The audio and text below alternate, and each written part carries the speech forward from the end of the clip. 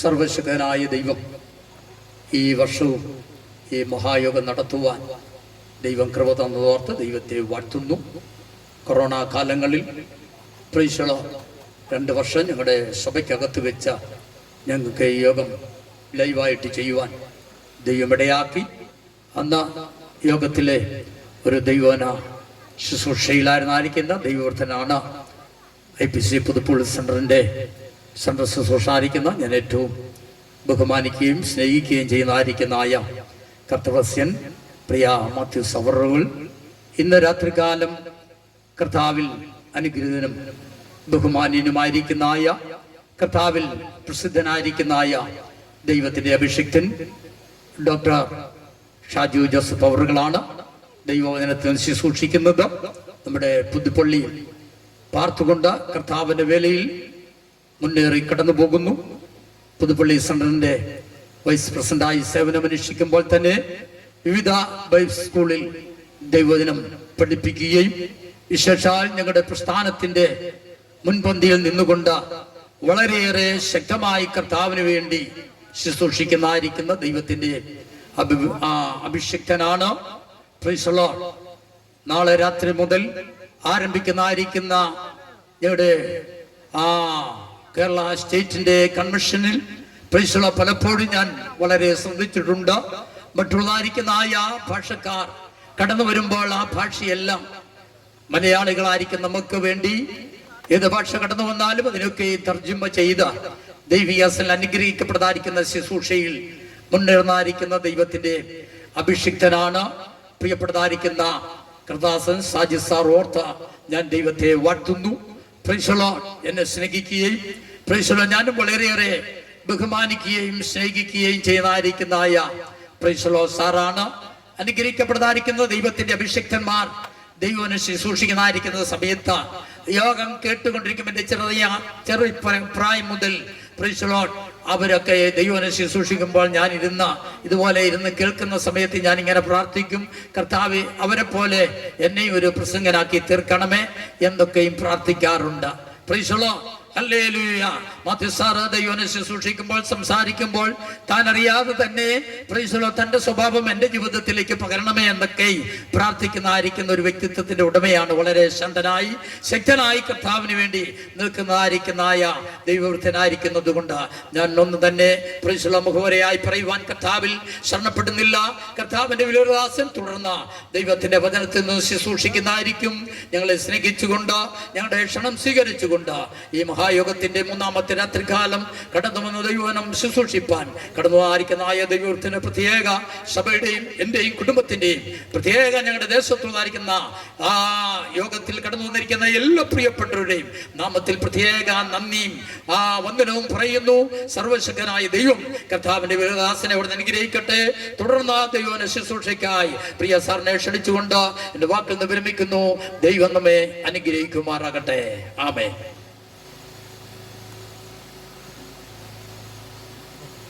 ദൈവത്തെ സ്നേഹിക്കുന്ന എല്ലാ പ്രിയപ്പെട്ടവരും ചേർന്ന് നിങ്ങളുടെ കരങ്ങളെ ദൈവസന്നിധിയിൽ ഉയർത്തി നമുക്ക് കർത്താവിനൊന്ന് മഹത്വം കരേറ്റാം. ഹല്ലേലൂയ.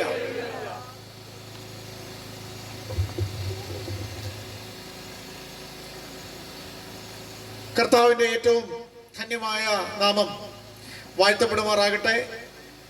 വളരെ സന്തോഷത്തോടുകൂടെ ഇവിടെ നടക്കുന്നതായ ഈ കൺവെൻഷന്റെ ഈ ശനിയാഴ്ച രാത്രിയിൽ ചില നിമിഷങ്ങൾ നിങ്ങളോട് ഒരുമിച്ച് ആയിരിക്കുവാനും മാറ്റമില്ലാത്ത ദൈവത്തിന്റെ വചനം പങ്കുവെക്കുവാനും വലിയവനായ ദൈവം എൻ്റെ ജീവിതത്തിൽ നൽകി തന്ന ഈ വലിയ ഭാഗ്യത്തെ ഓർത്ത് അവസരത്തെ ഓർത്ത് ഞാൻ ദൈവത്തിന് നന്ദി അർപ്പിക്കുന്നു.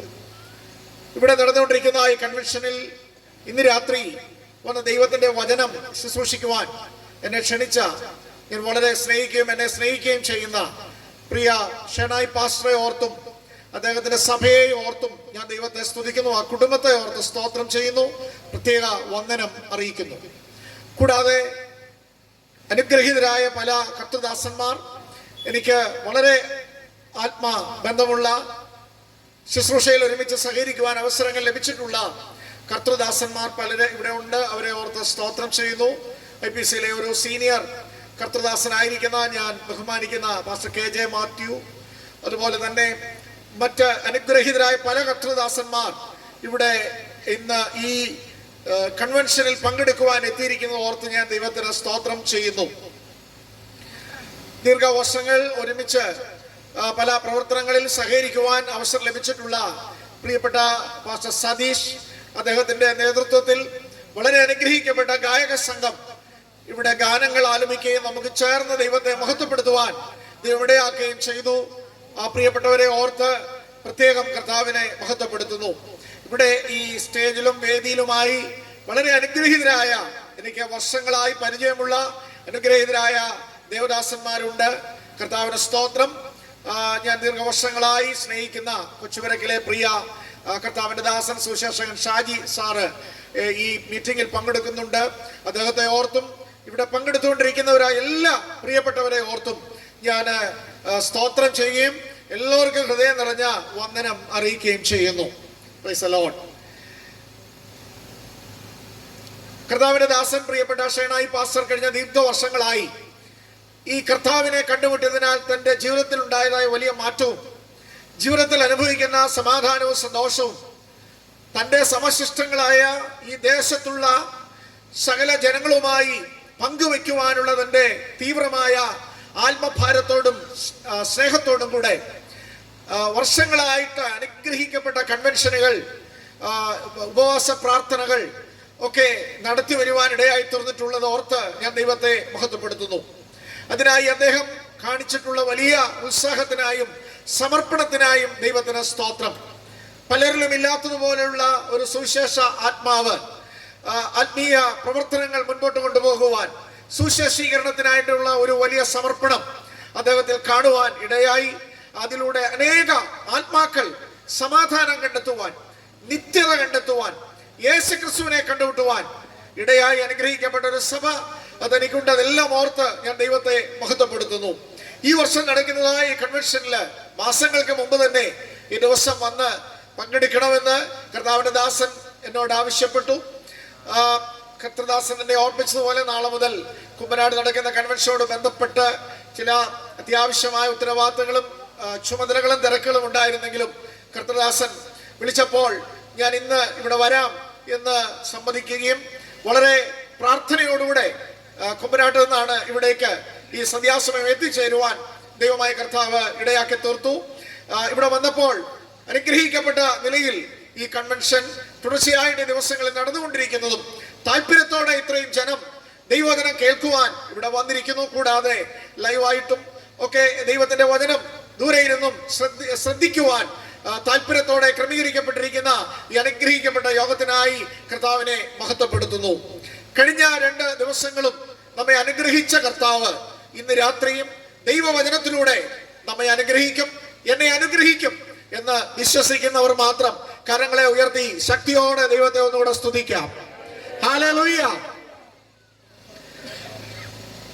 പ്രിയമുള്ളവരെ, നമ്മൾ ജീവിച്ചുകൊണ്ടിരിക്കുന്ന ഇന്നത്തെ ഈ ലോകം നമ്മൾ കണ്ടിട്ടില്ലാത്ത, അറിഞ്ഞിട്ടില്ലാത്ത അനേക പുതിയ കാര്യങ്ങൾ നാം കാണുകയും അറിയുകയും, ചിലതൊക്കെ നമുക്ക് വളരെ പ്രയോജനം ചെയ്യുന്നതാണ്, ചിലതൊക്കെ നമ്മളെ അമ്പരപ്പിക്കുന്നതും വിഷമിപ്പിക്കുന്നതുമാണ്.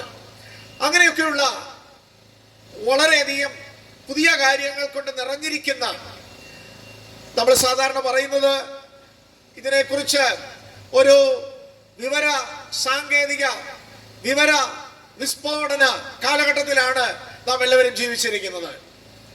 ഒരുപക്ഷെ ഒരു 20-30 വർഷം മുമ്പ് സ്കൂൾ കോളേജ് വിദ്യാർത്ഥികളായിരുന്ന ഇവിടെ ഇരിക്കുന്ന നിങ്ങളിൽ പലരും അന്ന് അറിഞ്ഞിട്ടില്ലാത്ത ആ സ്കൂൾ കാലത്ത്, ആ പഠനകാലത്ത് നിങ്ങൾക്ക് മനസ്സിലാക്കുവാനോ അറിയുവാനോ കഴിയാത്ത എത്രയോ പുതിയ അറിവുകൾ വിരൽത്തുമ്പുകളിൽ ഇന്ന് നമ്മുടെ കുഞ്ഞുങ്ങൾ അറിയുന്ന നിലയിൽ ലോകം മാറിയിരിക്കുന്നു. അപ്പോൾ നമ്മൾ അറിയുകയും കേൾക്കുകയും ചെയ്തിട്ടില്ലാത്ത ധാരാളം കാര്യങ്ങൾ ഈ ലോകത്തിലുണ്ട്. ഒരുപക്ഷെ ലോകം ഇങ്ങനെ മുമ്പോട്ട് പോയാൽ ഒരു 10 വർഷം അല്ലെങ്കിൽ 20 വർഷം കഴിയുമ്പോൾ ഇവിടെ നമ്മൾ അനുഭവിക്കുവാൻ പോകുന്ന സൗകര്യങ്ങൾ, ഇവിടെ എല്ലാ തലങ്ങളിലും വരുവാൻ പോകുന്ന മാറ്റങ്ങൾ, നമുക്കിന്ന് ഊഹിക്കാൻ കഴിയുന്നതിൽ അപ്പുറമായിരിക്കും. ഞാൻ പറഞ്ഞു വന്നതിന് ചുരുക്കം, ഈ ലോകത്തിൽ തന്നെ മനുഷ്യന്റെ പരിമിതമായ ബുദ്ധിക്കുള്ളിൽ മനുഷ്യൻ പല കാര്യങ്ങൾ കണ്ടുപിടിച്ച് ഇതുവരെ അറിയാത്ത എത്രയോ കാര്യങ്ങൾ നമ്മൾ പുതുതായി അത്ഭുതത്തോടെ മനസ്സിലാക്കിക്കൊണ്ടിരിക്കുന്നു. പ്രിയമുള്ളവരെ, അതെല്ലാം ഈ ലോകത്തിലെ ഈ ഭൂമിയിലെ മനുഷ്യരുടെയിൽ ഉള്ള കാര്യങ്ങളിൽ തന്നെ ഇതുവരെ മറഞ്ഞിരുന്ന പലതും ദൈവം മനുഷ്യന് കൊടുത്ത ബുദ്ധിയാൽ മനുഷ്യൻ കണ്ടുപിടിച്ച് നമ്മുടെ മുമ്പിൽ കൊണ്ടുവന്നിരിക്കുമ്പോൾ അത് നമുക്ക് വലിയ അത്ഭുതമായിട്ടെന്ന് തോന്നുന്നു, അല്ലേ? അങ്ങനെയാണെങ്കിൽ ഈ ഭൂമിയെയും ഈ ബുദ്ധിയോടുകൂടെ മനുഷ്യനെയും ഒക്കെ സൃഷ്ടിച്ച നമ്മുടെ വലിയവനായ ദൈവം, ആ ദൈവത്തിന്റെ പുത്രനായ ക്രിസ്തുവിനെ കുറിച്ച് നാം ഇന്ന് വരെ അറിഞ്ഞത്, അതെ, എല്ലാം തികഞ്ഞു എന്ന് ആരും ചിന്തിക്കരുത്. നമ്മൾ ഒരറ്റം മാത്രമേ അറിഞ്ഞിട്ടുള്ളൂ. ധാരാളം ഇനിയും നമ്മുടെ ദൈവത്തെ കുറിച്ച് നമ്മൾ അറിയുവാനുണ്ട്, നമ്മുടെ യേശുവിനെ കുറിച്ച് നമ്മൾ അറിയുവാനുണ്ട്. യേശു സൃഷ്ടിച്ച കാര്യങ്ങളെ കുറിച്ച് പലതും നമുക്ക് അറിഞ്ഞുകൂടെങ്കിൽ ആ സൃഷ്ടിതാവായ യേശുവിനെ കുറിച്ച് എത്രയധികം നമ്മൾ ഇനിയും അറിയുവാനിരിക്കുന്നു. അപ്രകാരം ആ കർത്താവിനെ കുറിച്ച് കൂടുതൽ നമ്മൾ അറിയുന്നതിനു വേണ്ടിയുള്ളതായ സംവിധാനമാണ് ഇപ്രകാരമുള്ള കൺവെൻഷനുകളിലും യോഗങ്ങളിലും കൂടെ ദൈവത്തിന്റെ മാറ്റമില്ലാത്ത വചനം ദൈവദാസന്മാർ പ്രസംഗിക്കുകയും പഠിപ്പിക്കുകയും ചെയ്യുന്നത്. അതുകൊണ്ട് ഞാൻ പറഞ്ഞത്, ഞാൻ യേശുവിനെ കുറിച്ച് അറിയേണ്ടതെല്ലാം അറിഞ്ഞു കഴിഞ്ഞു, ദൈവത്തെ കുറിച്ച് മനസ്സിലാക്കേണ്ടതൊക്കെ ഞാൻ മനസ്സിലാക്കി കഴിഞ്ഞു. ഇനിയിപ്പോ ഇതിൽ കൂടുതലൊന്നും എനിക്കറിയാനില്ല എന്നുള്ള ഒരു ഭാവത്തോടുകൂടെ നമ്മൾ ഇവിടെ ഇരിക്കേണ്ട ആവശ്യമില്ല. അതല്ല സത്യം. നമുക്ക് പലതും യേശുവിനെ കുറിച്ച് മനസ്സിലായിട്ടില്ല. Price the Lord. America, Columbus discovered America എന്ന് നമ്മൾ എല്ലാവരും മനസ്സിലാക്കിയിട്ടുണ്ട്, അല്ലേ? അമേരിക്ക എന്നൊരു ഭൂഖണ്ഡമുണ്ട്. അങ്ങനെ ഒരു ഭൂമിയുടെ തുണ്ട് സമുദ്രത്തിനകത്തുണ്ട് എന്ന് മാത്രമാണ് കൊളംബസ് കണ്ടുപിടിച്ചത്. അമേരിക്ക വെസ്പുരി എന്ന വ്യക്തി അവിടെ ചെന്ന് അതിന്റെ ഒരറ്റത്ത് ചെന്ന് കാലുകുത്തി ആ അമേരിക്ക എന്ന ആ വലിയ ഭൂഖണ്ഡത്തിന്റെ ഒരല്പം കണ്ടുപിടിച്ചു. പക്ഷേ ലോകത്തിൽ അറിയപ്പെടുന്ന, ഇന്നും നമ്മൾ എല്ലാവരും പറയുകയും ലോകത്തിൽ എല്ലാവരും ചിന്തിക്കുകയും പഠിക്കുകയും ചെയ്യുന്ന എന്താണ്? Columbus discovered America. അദ്ദേഹം എന്തുമാത്രമാണ് കണ്ടുപിടിച്ചത്? America Vespucci found America. അദ്ദേഹം എന്തുമാത്രം അമേരിക്കയുടെ കണ്ടിരുന്നു അന്ന്? ഒരറ്റം മാത്രമല്ലേ കണ്ടിരുന്നുള്ളൂ. ജീവനുള്ള സത്യ ദൈവത്തെ ഭക്തിയോടെ ജീവിച്ച, പുരാതന കാലത്ത് ജീവിച്ചിരുന്ന മഹാനീതിമാനും വിശുദ്ധനുമായിരുന്ന ഒരു ഇയ്യോബ് ആ ദൈവത്തെ കുറിച്ച് അറിഞ്ഞതനുസരിച്ച് ഭക്തിയോടെ ജീവിച്ചു. എന്നാൽ താൻ കടന്നുപോയ ചില ജീവിത സാഹചര്യങ്ങളിലൂടെ അതുവരെ തനിക്ക് അറിയാൻ കഴിയാഞ്ഞ ഒട്ടനവധി കാര്യങ്ങൾ താൻ പുതുതായി ദൈവത്തെ കുറിച്ച് മനസ്സിലാക്കി കഴിഞ്ഞപ്പോൾ യോബ് പറയുകയാണ്, ഞാൻ നിന്നെ കുറിച്ച് ഒരു കേൾവി മാത്രമേ കേട്ടിരുന്നുള്ളൂ, ഇപ്പോൾ ഞാനിതാ നിന്നെ അടുത്ത് അറിഞ്ഞിരിക്കുന്നു. പ്രിയമുള്ളവരെ, ഞാൻ പറഞ്ഞതിന്റെ ചുരുക്കം, കഴിഞ്ഞ ദിവസം വരെ നിങ്ങൾ അറിയാം എന്ന് ഭാവിച്ച് തൃപ്തിപ്പെട്ട് പല കാര്യങ്ങളും ക്രിസ്തുവിനെ കുറിച്ചും ദൈവത്തെ കുറിച്ചും വചനത്തെ കുറിച്ചും ആയിരിക്കുന്നുവെങ്കിൽ നിങ്ങൾ മനസ്സിലാക്കണം, ഇനിയും നമ്മൾ കണ്ടുപിടിച്ചിട്ടില്ലാത്ത, നമ്മൾ അറിഞ്ഞിട്ടില്ലാത്ത അനേക കാര്യങ്ങൾ ഓരോ പ്രസംഗങ്ങളിലും കൂടെ, ഓരോ വചന പഠനങ്ങളിലും കൂടെ നിങ്ങളുടെ ഹൃദയത്തിൽ ദൈവം തെളിയിച്ച് അത് നിങ്ങൾക്ക് വെളിപ്പെടുത്തി തരുവാൻ ഇടയാവും. ആഗ്രഹത്തോടും ശ്രദ്ധയോടും കൂടെ ദൈവസന്നിധിയിൽ ഇരുന്ന്. Price the Lord. അതുകൊണ്ട് കഴിഞ്ഞ കാലങ്ങളെക്കാൾ എന്റെ കർത്താവിനെ കുറിച്ച്, കഴിഞ്ഞ ഇന്നലെ വരെയേക്കാൾ എന്റെ യേശുവിനെ കുറിച്ച്, എന്റെ ജീവിതത്തെ കുറിച്ചുള്ള ദൈവത്തിന്റെ പദ്ധതിയെ കുറിച്ച് ഞാൻ ഇതുവരെ അറിയാത്ത ചിലത് ഈ യോഗങ്ങളിൽ പങ്കെടുത്ത് അറിയാൻ പോകുകയാണ്, ഇന്നറിയാൻ പോകുകയാണ് എന്ന് അതേ പൂർണ്ണമായി വിശ്വസിക്കുന്ന പ്രിയപ്പെട്ടവർ ആ തുറന്ന ഹൃദയത്തോടെ ദൈവത്തിന് വീണ്ടും വന്ന് സ്തോത്രം അർപ്പിക്കുകയാണ്. Praise the lord. പ്രിയമുള്ളവരെ, ഇന്ന് തിരുവചനത്തിന്റെ അടിസ്ഥാനത്തിൽ ചില ചിന്തകൾ ദൈവം എന്റെ ഹൃദയത്തിൽ പ്രേരിപ്പിച്ചത് നിങ്ങളുമായി പങ്കുവെക്കുവാനായി. പ്രാരംഭമായി വിശുദ്ധ ബൈബിളിൽ നമുക്ക് എല്ലാവർക്കും അറിയാവുന്ന ഒരു വേദഭാഗം വായിച്ച് ഞാൻ ചില കാര്യങ്ങൾ നിങ്ങളുമായി തിരുവചന അടിസ്ഥാനത്തിൽ ദൈവകൃപയിൽ ശരണപ്പെട്ട് പങ്കുവെക്കുവാൻ ആഗ്രഹിക്കുകയാണ്. കർത്താവിന് മഹത്വം. അതിനായിട്ട് എബ്രായ ലേഖനത്തിൽ നിന്ന് ചില വാക്യങ്ങൾ പ്രാരംഭമായി വായിക്കുവാൻ ആഗ്രഹിക്കുന്നു. എബ്രായർക്ക് എഴുതിയ ലേഖനം 11-ാം അധ്യായത്തിന്റെ ആദ്യമായിട്ട്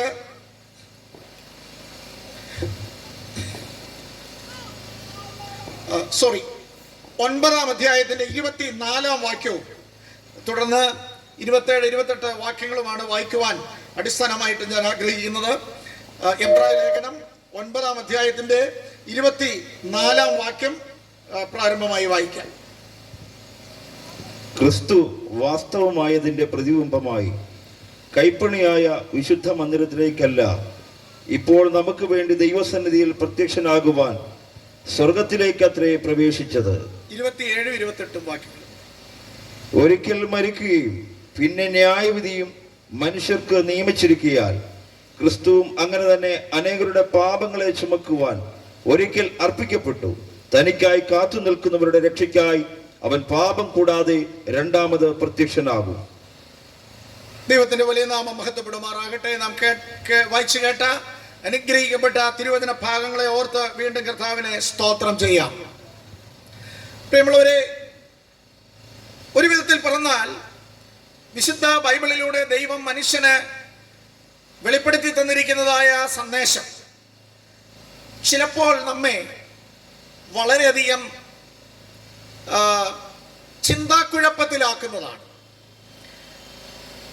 ഇതിലെ ചില കാര്യങ്ങൾ നമ്മൾ കേട്ട് കഴിയുമ്പോൾ എന്തുകൊണ്ടാണ് ഇങ്ങനെ ദൈവം മനുഷ്യനോടുള്ള ബന്ധത്തിൽ പ്രവർത്തിക്കുന്നത് എന്നുള്ളതിനെ കുറിച്ചുള്ള ഒരു ചിന്താക്കുഴപ്പം ഉണ്ടായേക്കാം.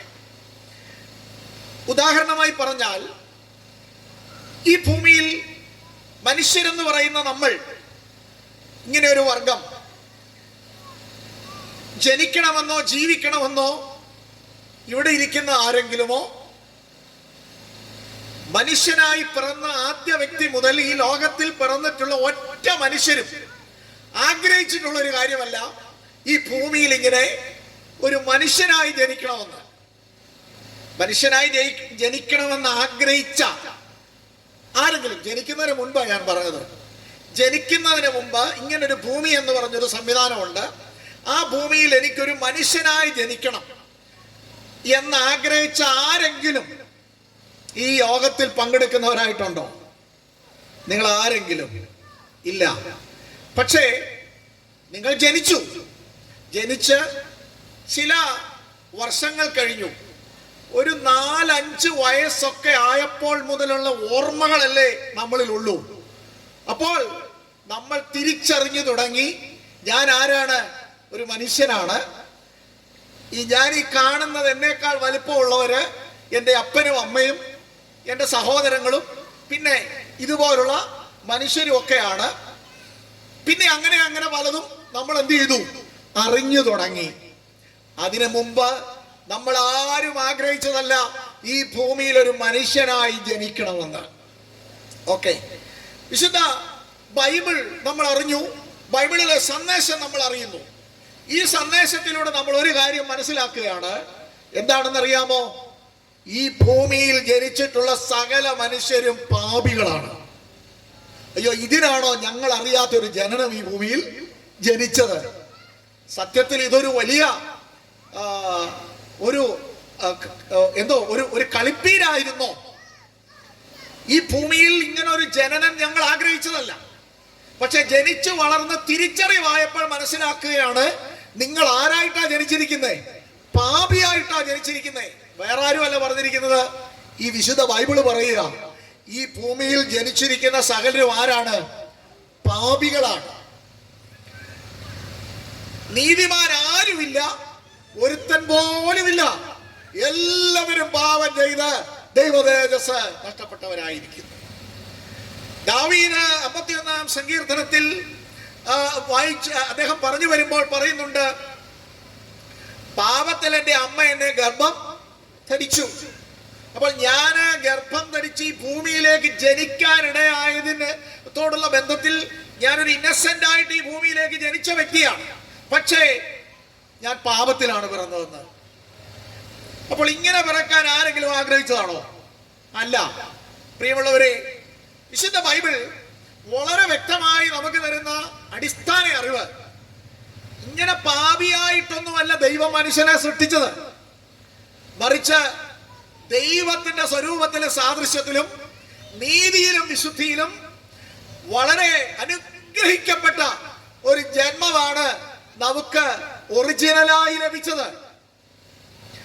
അങ്ങനെ ജനിക്കുവാനിടയായ മനുഷ്യൻ, വിശുദ്ധ ബൈബിളിൽ നാം വായിക്കുന്നു, ഏക മനുഷ്യനാൽ പാപവും പാപത്താൽ മരണവും ലോകത്തിലേക്ക് വന്നു. അങ്ങനെ വിശുദ്ധനായി തേജസ്സിൽ ഏറ്റവും ദൈവാനുരൂപമായി സൃഷ്ടിക്കപ്പെട്ടിരുന്ന ഞങ്ങളുടെ പൂർവ്വപിതാവായ ആദാം ഒരു പാപം ചെയ്തെന്ന് പറഞ്ഞ് ഞങ്ങളറിയാതെ ഞങ്ങളൊക്കെ ജനിച്ചോണ്ടിരിക്കുകയാണ്. ഇവിടെ ജനിച്ചോണ്ടിരിക്കുന്ന ഞങ്ങളെല്ലാം ഞങ്ങൾ ഒരിക്കലും കാരണക്കാരാകാത്ത പാപത്തിന് ഞങ്ങളെല്ലാവരും അതിന്റെ പങ്കാളികളാകുക. ഇപ്പോൾ ഈ ദൈവം തന്നെ പറയുകയാണ്, നിങ്ങളെല്ലാവരും പാപികൾ. ഒരു പാപിയായി എന്നെ ഈ ഭൂമിയിൽ ജനിപ്പിക്കണമെന്ന് ദൈവമേ ഞാൻ ആവശ്യപ്പെട്ടോ? ആരെങ്കിലും ഞാൻ പ്രാർത്ഥിച്ചോ? എന്തുകൊണ്ട് എനിക്ക് ഇങ്ങനെ ഒരു ജനനം? ഇതെന്താണ്? അടുത്തതായിട്ട് ബൈബിൾ പറയുകയാണ്, പാപത്തിന്റെ ശമ്പളം മരണം. അപ്പൊ ജനനം ഞാൻ ആഗ്രഹിച്ചില്ല, പക്ഷെ ഞാൻ ജനിച്ചു. ജനിച്ചു കഴിഞ്ഞപ്പോൾ പറയുകയാണ്, ഞാൻ ആരാണ്? പാപിയാണ്. പാപിയാണെന്ന് അറിവിന്റെ കൂടെ എനിക്ക് വേറൊരു അറിവ് കൂടെ കിട്ടി. അതെന്താണ്? പാപത്തിന്റെ ശമ്പളം നീ മരിക്കും. അപ്പൊ ഇതിനാണോ ഈ ഭൂമിയിലേക്ക് ജനിച്ച് ഈ ലോകത്തിൽ വന്നത്? ഈ സന്ദേശം ഞങ്ങളെ അറിയിക്കാനാണോ ഈ ബൈബിളിൽ ഇതെല്ലാം എഴുതി വെച്ചിരിക്കുന്നത്? പ്രിയമുള്ളവരെ, ഇങ്ങനെയുള്ള വളരെ നമ്മളെ കുഴപ്പിക്കുന്ന, നമുക്കൊരു ഉത്തരം കിട്ടാത്ത രീതിയിൽ നമ്മെ വിഷമിപ്പിക്കുന്ന നിരവധി പ്രശ്നങ്ങൾ നമുക്കൊരു പക്ഷേ ഈ വിശുദ്ധ ബൈബിളിൽ പറയുന്ന സന്ദേശങ്ങളോട് ബന്ധപ്പെട്ട് നമുക്ക് കാണുവാൻ കഴിയും. ഇനി ഞാൻ നിങ്ങളോട് പറയുവാൻ ആഗ്രഹിക്കുന്ന ഒരു കാര്യം, വിശുദ്ധ ബൈബിളിലെ സന്ദേശത്തെ ചുരുക്കമായി ഞാൻ 3-4 വാചകങ്ങളിൽ ഒതുക്കുകയാണ്. അത് ഇപ്രകാരമാണ്. ഒന്ന്, ലൈഫ് ഈസ് യൂണിവേഴ്സൽ. ജീവിതം സാർവത്രികമാണ്, അല്ലെങ്കിൽ ജീവൻ സാർവത്രികമാണ്. 2, സിൻ ഈസ് യൂണിവേഴ്സൽ. അതായത് പാപം സാർവത്രികമാണ്. പാപം കഴിഞ്ഞ് 3, ഡെത്ത് ഈസ് യൂണിവേഴ്സൽ. മരണം സാർവത്രികമാണ്. ആരെങ്കിലും ജനിച്ചിട്ട് ഇതുവരെ മരിക്കാതിരുന്നിട്ടുണ്ടോ? ഇന്ന് നമ്മളൊക്കെ ജീവനോടെ ഇവിടെ ഇരിക്കുക. പക്ഷേ എന്നാണ് നമ്മുടെ മരണമെന്ന് നമുക്കറിഞ്ഞുകൂടാ.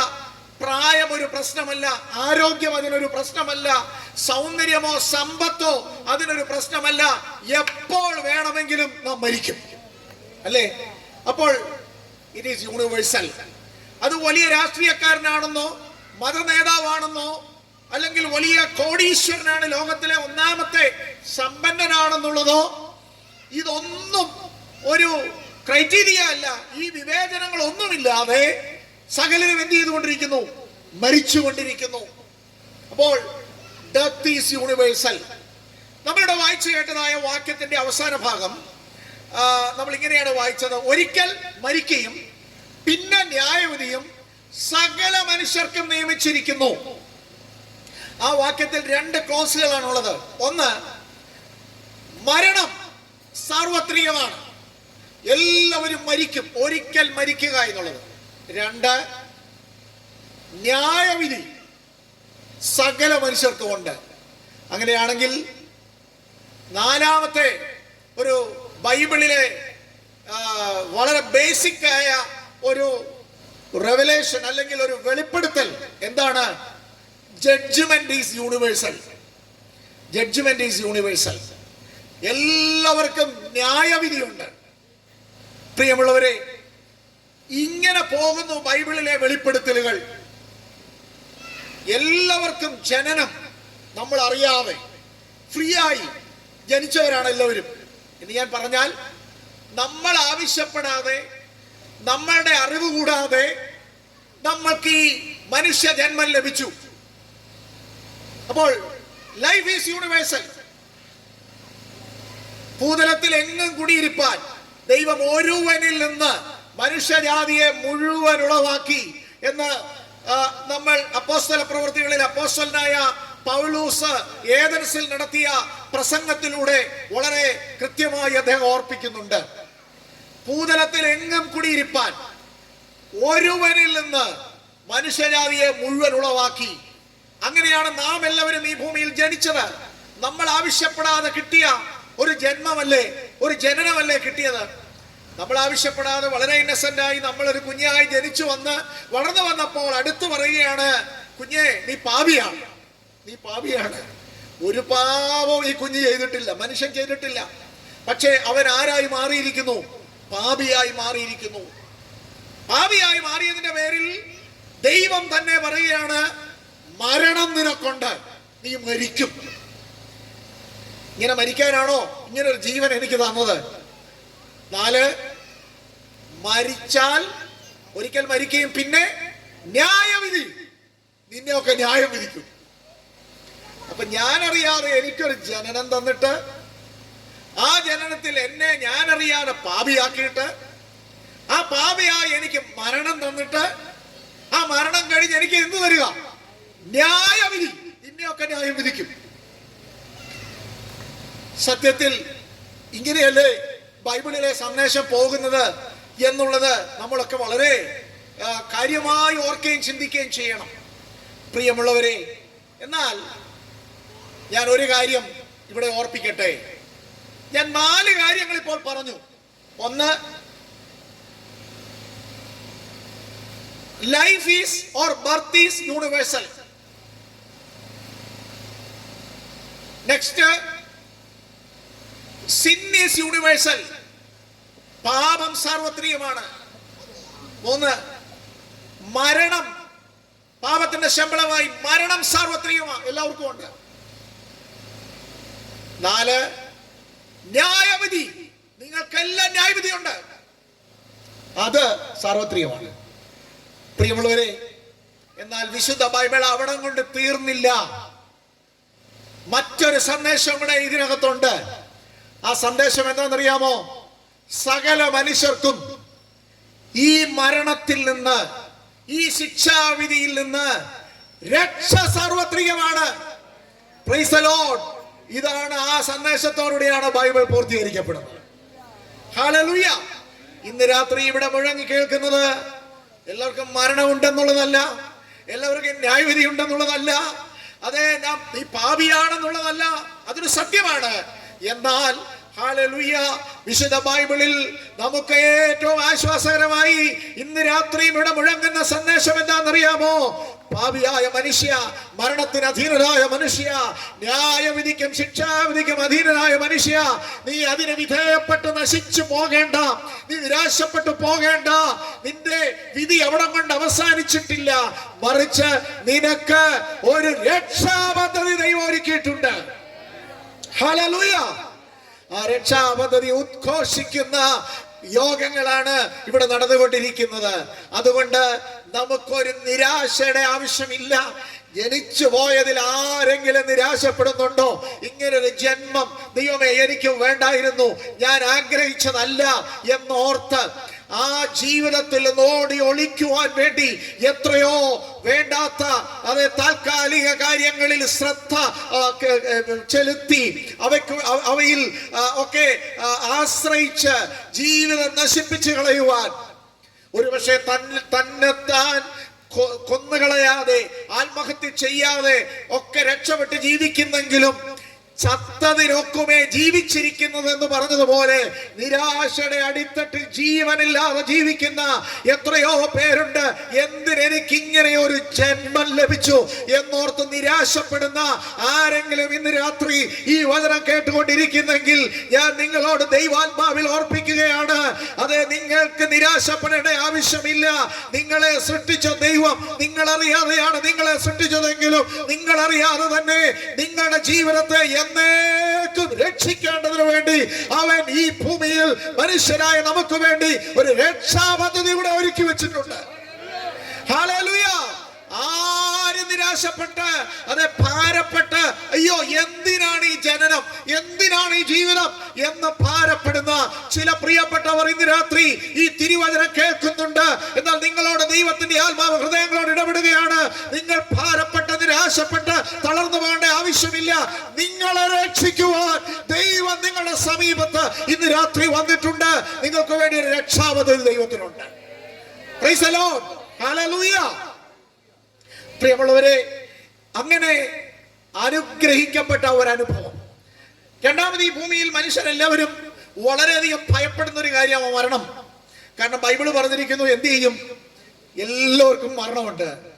സത്യത്തിൽ ഈ മരണമെന്ന് പറഞ്ഞൊരു കാര്യം ഉള്ളത് കൊണ്ടാണ് ഈ ഭൂമിയിൽ ഇത്രയുമെങ്കിലും മാനം മര്യാദയ്ക്കും ഡിസിപ്ലിനിലും അച്ചടക്കത്തിലും ഒക്കെ മനുഷ്യൻ ജീവിക്കുന്നത്.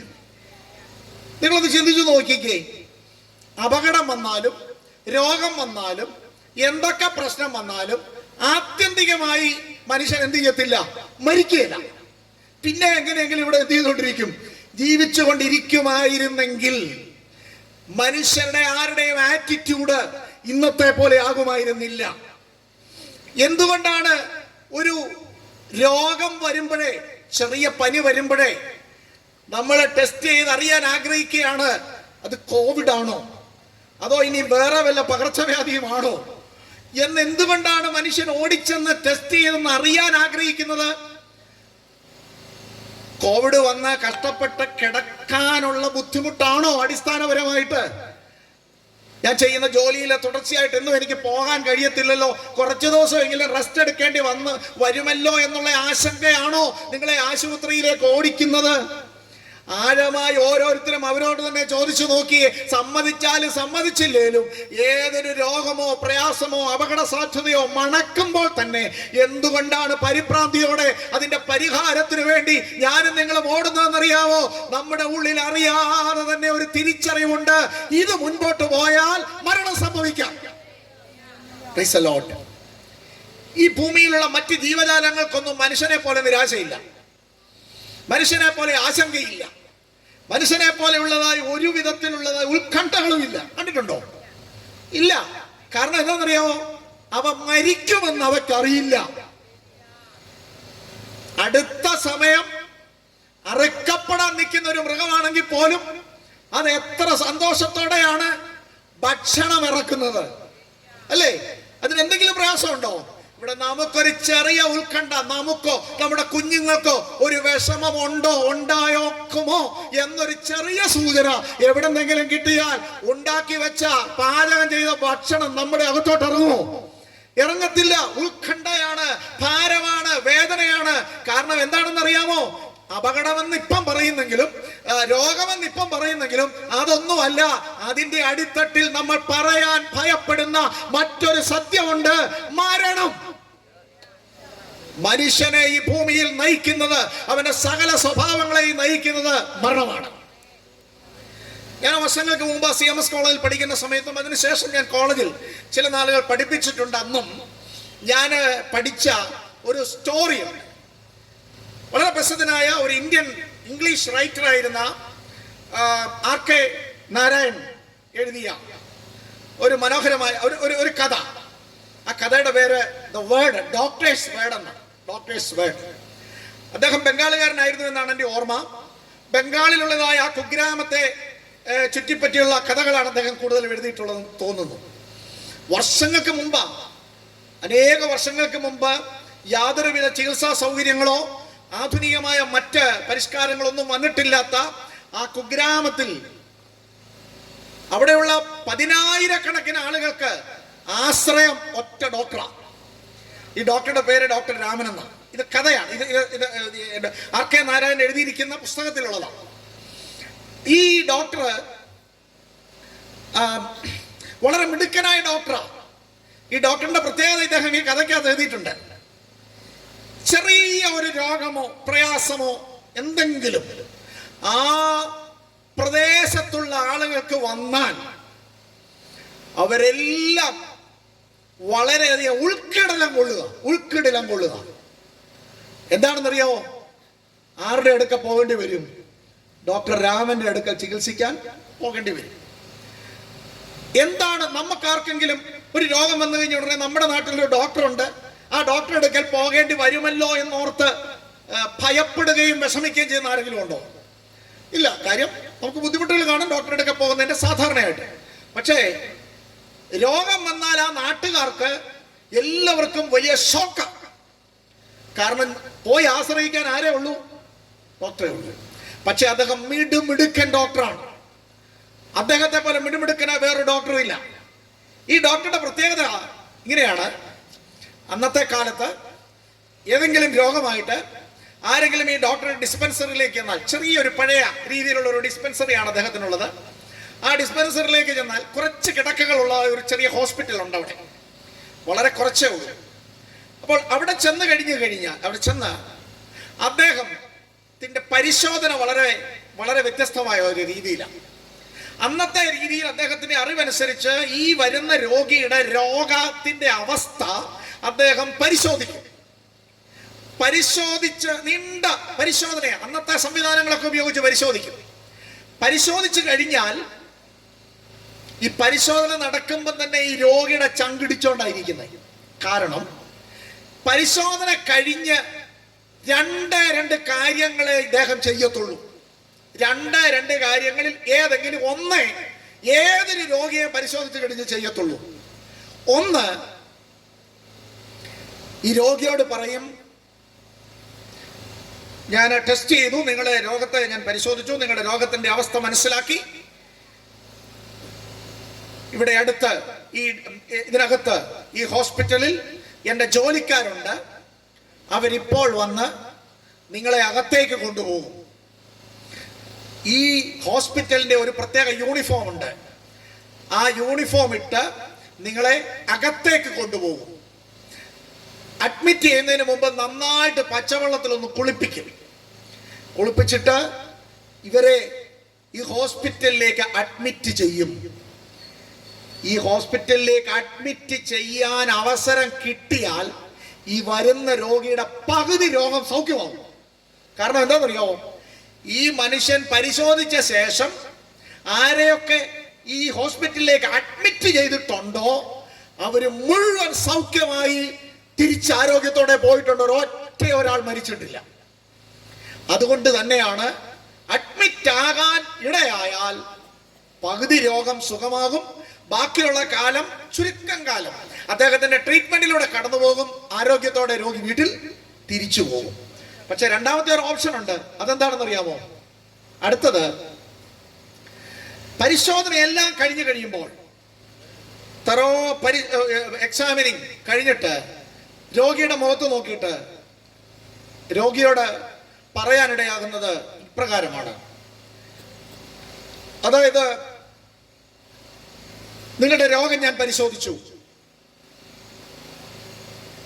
ഈ രോഗത്തിന് ചികിത്സ എൻ്റെ ആശുപത്രിയിൽ ഇല്ല, എത്രയും പെട്ടെന്ന് തിരിച്ച് വീട്ടിലേക്ക് പോകാം, അടുത്ത 24 മണിക്കൂറിനുള്ളിൽ നിങ്ങൾ മരിക്കും.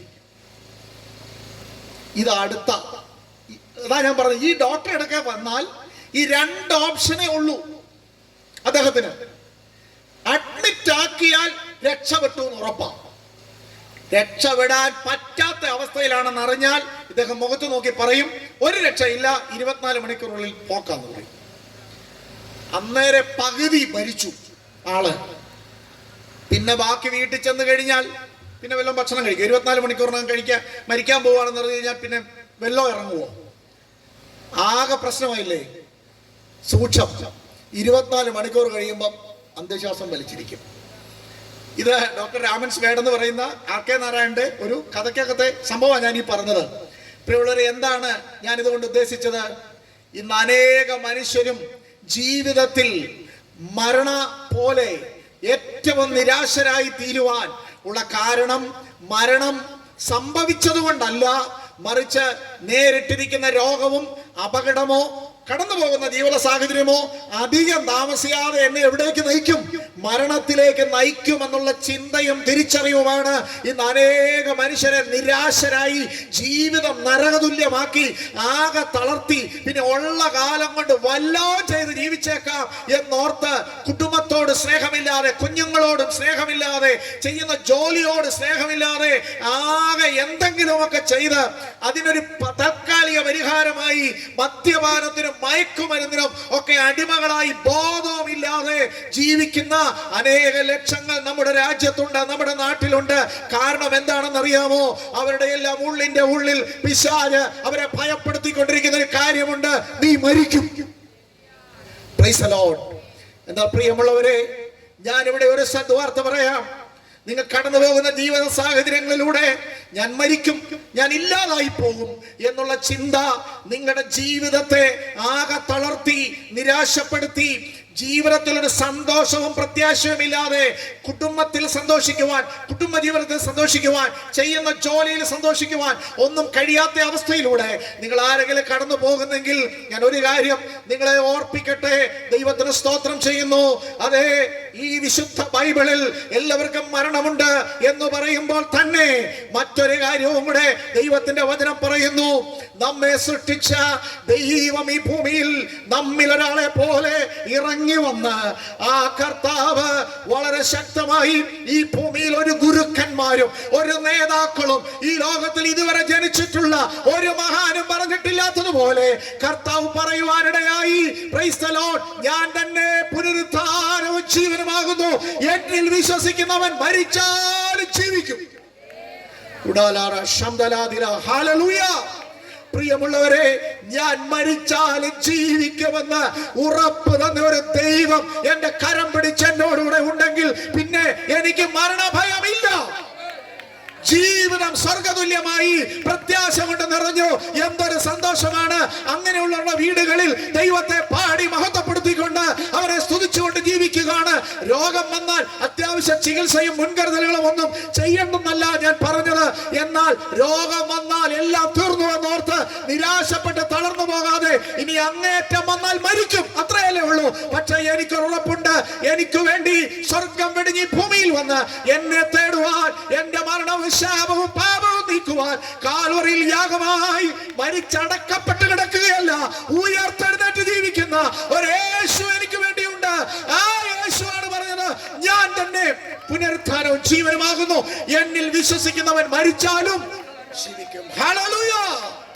ആ കർത്താവ് ഇന്ന് രാത്രി മരണത്തെ ഭയപ്പെടുന്നവരായ ആരെങ്കിലും ആളുകൾ, ദൈവത്തിന് സ്തോത്രം, രണ്ട് വിധത്തിലാണ് ആളുകൾ: ജീവനെ ഭയപ്പെടുന്നവർ, അതുപോലെ തന്നെ മരണത്തെ ഭയപ്പെടുന്നവർ. ജീവനെ ഭയപ്പെടുന്നവർ വല്ലവിധനെ മരിക്കാൻ ആഗ്രഹിക്കുന്നു, മരണത്തെ ഭയപ്പെടുന്നവർ വല്ലവിധനെ ജീവിക്കാൻ ആഗ്രഹിക്കുന്നു. ഇങ്ങനെ രണ്ടു കൂട്ടം ആളുകളല്ല ഈ ലോകത്തിലുള്ളത്. Price the Lord. അപ്പോസ്തലനായ പൗലോസ് ഫിലിപ്പിയർക്കുള്ള ലേഖനത്തിൽ തന്നെ 3-ാം അധ്യായത്തിൽ ക്രിസ്തുവുമായുള്ള തന്റെ ബന്ധത്തെക്കുറിച്ച് പറഞ്ഞു വരുമ്പോൾ ഇവിടെ പറയുന്ന ഒരു പ്രയോഗമുണ്ട്. നിങ്ങൾക്ക് എല്ലാവർക്കും അറിയാമോ? വേദഭാഗം ഞാൻ എടുത്ത് വായിപ്പിക്കുന്നില്ല. അവിടെ അദ്ദേഹം പറയുന്നത്, എനിക്ക് മരണത്തെക്കുറിച്ച് ഭയമില്ല, എനിക്ക് മരിക്കാതെ ജീവിക്കണമെന്നും ആഗ്രഹമില്ല, പക്ഷെ എനിക്കൊരൊറ്റ ആഗ്രഹമേ ഉള്ളൂ: വല്ലവിധേനയും മരിച്ചവരുടെ ഇടയിൽ നിന്ന് ഒരു പുനരുത്ഥാനം പ്രാപിക്കണം. ആ ഒറ്റ ആഗ്രഹമേ എനിക്കുള്ളൂ. നാം ആദ്യ ഭാഗങ്ങൾ വായിച്ചു വരുമ്പോൾ പൗലോസ് ഇപ്രകാരം പറയുന്നു: റോമൻ കാരാഗ്രഹത്തിൽ താൻ കിടക്കുകയാണ്, വിധി കാത്തു കിടക്കുകയാണ്. ഒരുപക്ഷെ അന്നത്തെ ഏകാധിപതികളായ റോമൻ ചക്രവർത്തിമാർ നടത്തുന്ന വിധി ന്യായമനുസരിച്ചൊന്നും ആയിരിക്കില്ല. കൊല്ലാൻ വിധിക്കാൻ അവർക്ക് തോന്നിയെങ്കിൽ കൊല്ലും. അങ്ങനെയുള്ള ഒരു ഗവൺമെന്റിൽ വിധി കാത്തു കിടക്കുകയാണ്. ഒരു പക്ഷേ അടുത്ത ദിവസം അത് വിധി വരുമ്പോൾ പൗലോസിന്റെ കഴുത്തിൽ വാള് വെക്കാനായിരിക്കാം വരുന്നതെങ്കിൽ പൗലോസിന് അറിയത്തില്ല. ഒരുപക്ഷേ പൗലോസ് അതുകൊണ്ട് പറയുകയാണ്, ഫിലിപ്പിയർക്കുള്ള ലേഖനത്തിൽ അവിടെ കിടന്ന് സഭയ്ക്ക് ലേഖനം എഴുതുമ്പോൾ പറയുകയാണ്, ഞാൻ രണ്ടിനാലും ഞരങ്ങുന്നു, ഏത് തെരഞ്ഞെടുക്കണമെന്ന് എനിക്ക് അറിഞ്ഞുകൂടാ. Price the Lord. അതെ, എനിക്ക് ജീവിക്കുന്നത് ക്രിസ്തുവും മരിക്കുന്നത് ലാഭവുമാണ്. എനിക്ക് രണ്ടായാലും ഒരു പ്രയാസവുമില്ല എന്ന് മരണത്തെ നോക്കി പറയുവാൻ കഴിയുന്ന ഒരു ആത്മീയ അനുഭവത്തിലേക്ക് ഈ ഭൂമിയിൽ ആരെങ്കിലും ഉയർത്തിയിട്ടുണ്ടെങ്കിൽ അത് ക്രിസ്തുവിൽ വിശ്വസിക്കുന്ന തന്റെ ഭക്തന്മാർ മാത്രമാണ്. ആകയാൽ മരണം നിങ്ങളുടെ ജീവിതത്തെ നിയന്ത്രിക്കേണ്ട കാര്യമില്ല, നിരാശമാക്കേണ്ട കാര്യമില്ല, കുടുംബത്തിന്റെ സന്തോഷം തളർത്തിക്കളയേണ്ട കാര്യമില്ല, മരണചിന്ത നിങ്ങളെ ദുഷിച്ച സ്വഭാവങ്ങളിലേക്ക് ഓടിക്കേണ്ട കാര്യമില്ല. നിങ്ങളുടെ ജീവിതത്തിൽ വലിയ പ്രത്യാശയും സന്തോഷത്തോടുകൂടെ ദൈവത്തെ സ്തുതിച്ചുകൊണ്ട് കുടുംബമായി കുഞ്ഞുങ്ങളുമായി ദൈവത്തിന് വേണ്ടി നിൽക്കുവാൻ ഇടയാക്കുന്ന ഒരു മാർഗമുണ്ട്. അത് ക്രിസ്തുവിന്റെ മാർഗമാണ്. ഹല്ലേലൂയ. കൃപയാൽ ആ ക്രിസ്തുവിനെ കണ്ടെത്തുവാൻ ജീവിതത്തിൽ ഭാഗ്യം ലഭിച്ച പ്രിയപ്പെട്ടവരെ ഓർത്ത് ഞാൻ ദൈവത്തെ സ്തുതിക്കുന്നു. അങ്ങനെയുള്ളവർക്ക് കരങ്ങൾ ഉയർത്തി ദൈവത്തിന് മഹത്വം കരയറ്റാം. പാട്ടുകാരൻ പാടിയതുപോലെ അന്നേ മരിച്ചുപോയെങ്കിൽ, ഈ ക്രിസ്തുവിനെ കാണാതെ മരിച്ചുപോയെങ്കിൽ പാപത്തിന്റെ ശമ്പളമായ നിത്യമരണത്തിൽ എന്നേക്കും ഞാൻ വേർപെട്ട് ദൈവത്തിങ്കിൽ നിന്ന് പോകേണ്ട സ്ഥാനത്ത് നിന്ന് കൃപയാൽ ഇതുപോലുള്ള ചില സുവിശേഷ യോഗങ്ങളിലോ ആത്മീയ കൂടിയവരകളിലോ ദൈവദാസന്മാരിലൂടെ ദൈവവചനം കേട്ടപ്പോൾ പരിശുദ്ധാത്മാവിന്റെ ഹൃദയത്തിൽ ക്രിയ ചെയ്ത് എന്റെ ഉള്ളിൽ എന്നോട് പറഞ്ഞു, നീ യേശുവിനെ സ്വീകരിക്കേ. ഹല്ലേലൂയ. ഇന്ന് രാത്രിയിലും അപ്രകാരം പരിശുദ്ധാത്മാവ് ഹൃദയങ്ങളോട് പറഞ്ഞുകൊണ്ടിരിക്കുന്ന ചിലർ ഈ വചനം കേട്ടുകൊണ്ടിരിക്കുകയാണ്. അതെ, ദൈവാത്മാവാണ് നിങ്ങളോട് സംസാരിക്കുന്നത്. നിങ്ങളെ സ്നേഹിക്കുന്ന കർത്താവാണ് ഇന്ന് രാത്രി സംസാരിക്കുന്നത്. എന്റെ യേശുവിനെ സ്വീകരിക്കുവാൻ അതെ ഏൽപ്പിച്ചു കൊടുത്തുകൊണ്ട് ഹൃദയം സമർപ്പിക്കുമോ, നിങ്ങളുടെ ജീവിതം ഈ ലോകത്തിലെ സ്വർഗമായി മാറും. ഹല്ലേലൂയ. Price the lord. പ്രിയമുള്ളവരെ, ഞാൻ വേഗം വായിച്ച വാക്യത്തോട് ബന്ധപ്പെടുത്തിയുള്ള ചില കാര്യങ്ങൾ കൂടെ പറഞ്ഞ് അവസാനിപ്പിക്കാം എന്ന് ആഗ്രഹിക്കുകയാണ്. അപ്പോൾ വിശുദ്ധ ബൈബിൾ പറയുന്നു, എല്ലാവരും ഈ ഭൂമിയിൽ ജനിക്കുന്നു. ജനിക്കുന്ന മനുഷ്യരെല്ലാവരും പാപികളാണ്. പാപികൾക്കെല്ലാം മരണമുണ്ട്. മരണം കഴിഞ്ഞ എല്ലാവർക്കും ന്യായവിധിയുണ്ട്. Price the Lord. ഒരിക്കൽ മരിക്കുകയും പിന്നെ ന്യായവിധിയും സകല മനുഷ്യർക്ക് നിയമിച്ചിരിക്കുന്നു. ആ വാക്യം എത്ര ബൈബിളിൽ വിശ്വസിക്കാത്തവരും നിരീശ്വരവാദികളും ഇതിനെ എതിർക്കുന്നവരുമായ ആളുകൾ പലതിലും എതിർത്താലും യുക്തി കൊണ്ട് പോലും എതിർക്കാൻ കഴിയാത്തൊരു വാക്യമാണ് ഈ വാക്യം. ഒരിക്കൽ മരിക്കുകയും പിന്നെ ന്യായവിധിയും സകല മനുഷ്യർക്കും നിയമിച്ചിരിക്കുന്നു. പക്ഷെ അതിനകത്തുള്ള ഒരു പ്രശ്നം, ആ ദൈവത്തിന്റെ ആ ഒരൊറ്റ വെളിപ്പാട് ആകുന്ന ആ സന്ദേശത്തിൽ അതൊരു വാക്യമോ വാചകമായിട്ട് കൊടുത്തിരിക്കുമ്പോൾ തന്നെ അതിന് രണ്ട് ഭാഗങ്ങളുണ്ട്. ഒന്നാമത്തെ ഭാഗം എന്താണ് പറയുന്നത്? എല്ലാ മനുഷ്യരും ഒരിക്കൽ മരിക്കും. ബൈബിള് വിശ്വസിക്കാത്തവരും ആ കാര്യത്തിൽ ബൈബിളിനെ എതിർക്കുമോ? ബൈബിള് വിശ്വസിക്കാത്തവർ ബൈബിളിൽ പറഞ്ഞിരിക്കുന്ന സന്ദേശം ഒന്നും ശരിയല്ല, ആരാണ്ട് എഴുതി വെച്ച സങ്കല്പ കഥകളും പുരാതന കാലത്ത് ആർക്കാണ്ട് തോന്നിയ കുറെ കാര്യങ്ങളൊക്കെ എഴുതി വെച്ചിരിക്കുന്നതാണിത് എന്ന് പറഞ്ഞ് ഇതിനൊരു വിലയും കൊടുക്കാതിരിക്കുന്ന ആരെങ്കിലും മനുഷ്യരുണ്ടെങ്കിലും അവർക്കാർക്കെങ്കിലും നിഷേധിക്കാൻ പറ്റുമോ വിശുദ്ധ ബൈബിളിൽ എഴുതിയിരിക്കുന്ന ഈ ദൈവത്തിന്റെ തീർപ്പ്? എന്താണ് ആ ദൈവത്തിന്റെ തീർപ്പ്? ഒരിക്കലേവനും മരിക്കും. Price the Lord. അത് വിശ്വസിക്കാം, എല്ലാവർക്കും വിശ്വസിക്കാം. ബൈബിൾ വിശ്വസിക്കുകയില്ല, പക്ഷെ അത് മാത്രം എന്ത് ചെയ്യാം? വിശ്വസിക്കാം. പ്രിയമുള്ളവരെ, അതേ ദൈവം തന്നെ ഈ പറഞ്ഞതിന് മാറ്റം വരുത്താൻ മനുഷ്യന് കഴിഞ്ഞിട്ടില്ലെങ്കിൽ അതോട് ചേർന്ന് അതേ ദൈവം തന്നെ പറഞ്ഞിരിക്കുക. വേറെ ആരും രണ്ടാമത് വന്ന് പറഞ്ഞതല്ല, തിരുവെഴുത്തിൽ ഒറ്റ വാക്കിൽ പറഞ്ഞിരിക്കുകയാണ്, ഒരിക്കൽ മരിക്കുകയും പിന്നെ ന്യായവിധിയും. മരിച്ചു കഴിഞ്ഞ് ന്യായവിധി ഉണ്ടെന്ന്. സത്യത്തിൽ ഈ ലോകത്തിലെ കേസുകള്, കോടതികൾ നടത്തി വിധികള്, ആള് മരിച്ചു കഴിഞ്ഞാൽ പിന്നെ അവരെ ആ കേസിൽ നിന്ന് എന്ത് ചെയ്യുക? മാറ്റിക്കളയുക. അങ്ങനെ എത്രയോ കേസുകൾ ഈ അടുത്ത കാലത്ത് തന്നെ നമ്മൾ കണ്ടു. പ്രതികളിൽ കൂടെ ഉണ്ടായിരുന്ന പലർക്കും ജീവപര്യന്തവും വധശിക്ഷയും വിധിച്ചപ്പോൾ ഈ മരിച്ചുപോയ, അതിനു മുമ്പ് ചിലർ ആത്മഹത്യ ചെയ്തു, ചിലർ അല്ലാതെ മരിച്ചു, അങ്ങനെയൊക്കെ പോയ ചില പ്രതികളുണ്ട് അല്ലേ? ആ പ്രതികൾക്ക് എന്തില്ല? ശിക്ഷയില്ല. കാരണം എന്താണ്? അവര് മരിച്ചു. അപ്പൊ മരിച്ചു കഴിഞ്ഞ് ആർക്കെങ്കിലും ശിക്ഷാവിധി ഉണ്ടെങ്കിൽ അതിന്റെ അർത്ഥം ആ മരണത്തോടുകൂടെ ജീവിതം തീരുന്നില്ല, മരണാനന്തര ജീവിതമുണ്ട്. നമ്മൾ എന്തുകൊണ്ടാണ് വിശുദ്ധ ബൈബിൾ വളരെ കൃത്യമായി വിശ്വസിക്കുന്നത് ഇതിലെ വളരെ പ്രധാനപ്പെട്ട ഒരു സത്യമാണ്. മരണം കൊണ്ട് മനുഷ്യന്റെ ജീവിതം അവസാനിക്കുന്നില്ല. മരണത്തിന് ശേഷം ഈ ഭൂമിയിൽ ജീവിക്കുന്ന ഓരോ ആത്മാവിനും ഓരോ മനുഷ്യനും മരണത്തിന് ശേഷം എന്തുണ്ട്? ഒരു ജീവിതമുണ്ട്. ആ ജീവിതത്തിലാണ് ന്യായവിധി. ന്യായവിധി ഏതെങ്കിലും രണ്ട് വിധത്തിലേ വരത്തുള്ളൂ, അല്ലേ? ന്യായവിധി എത്ര വലിയ കേസാണെങ്കിലും എത്ര നല്ല വക്കീലന്മാരെ കൊണ്ട് നമ്മൾ വാദിപ്പിച്ചതാണെങ്കിലും വാദിയും പ്രതി, നമ്മൾ ഒന്നുകിൽ വാദിയായിരിക്കും അല്ലെങ്കിൽ പ്രതിയായിരിക്കും.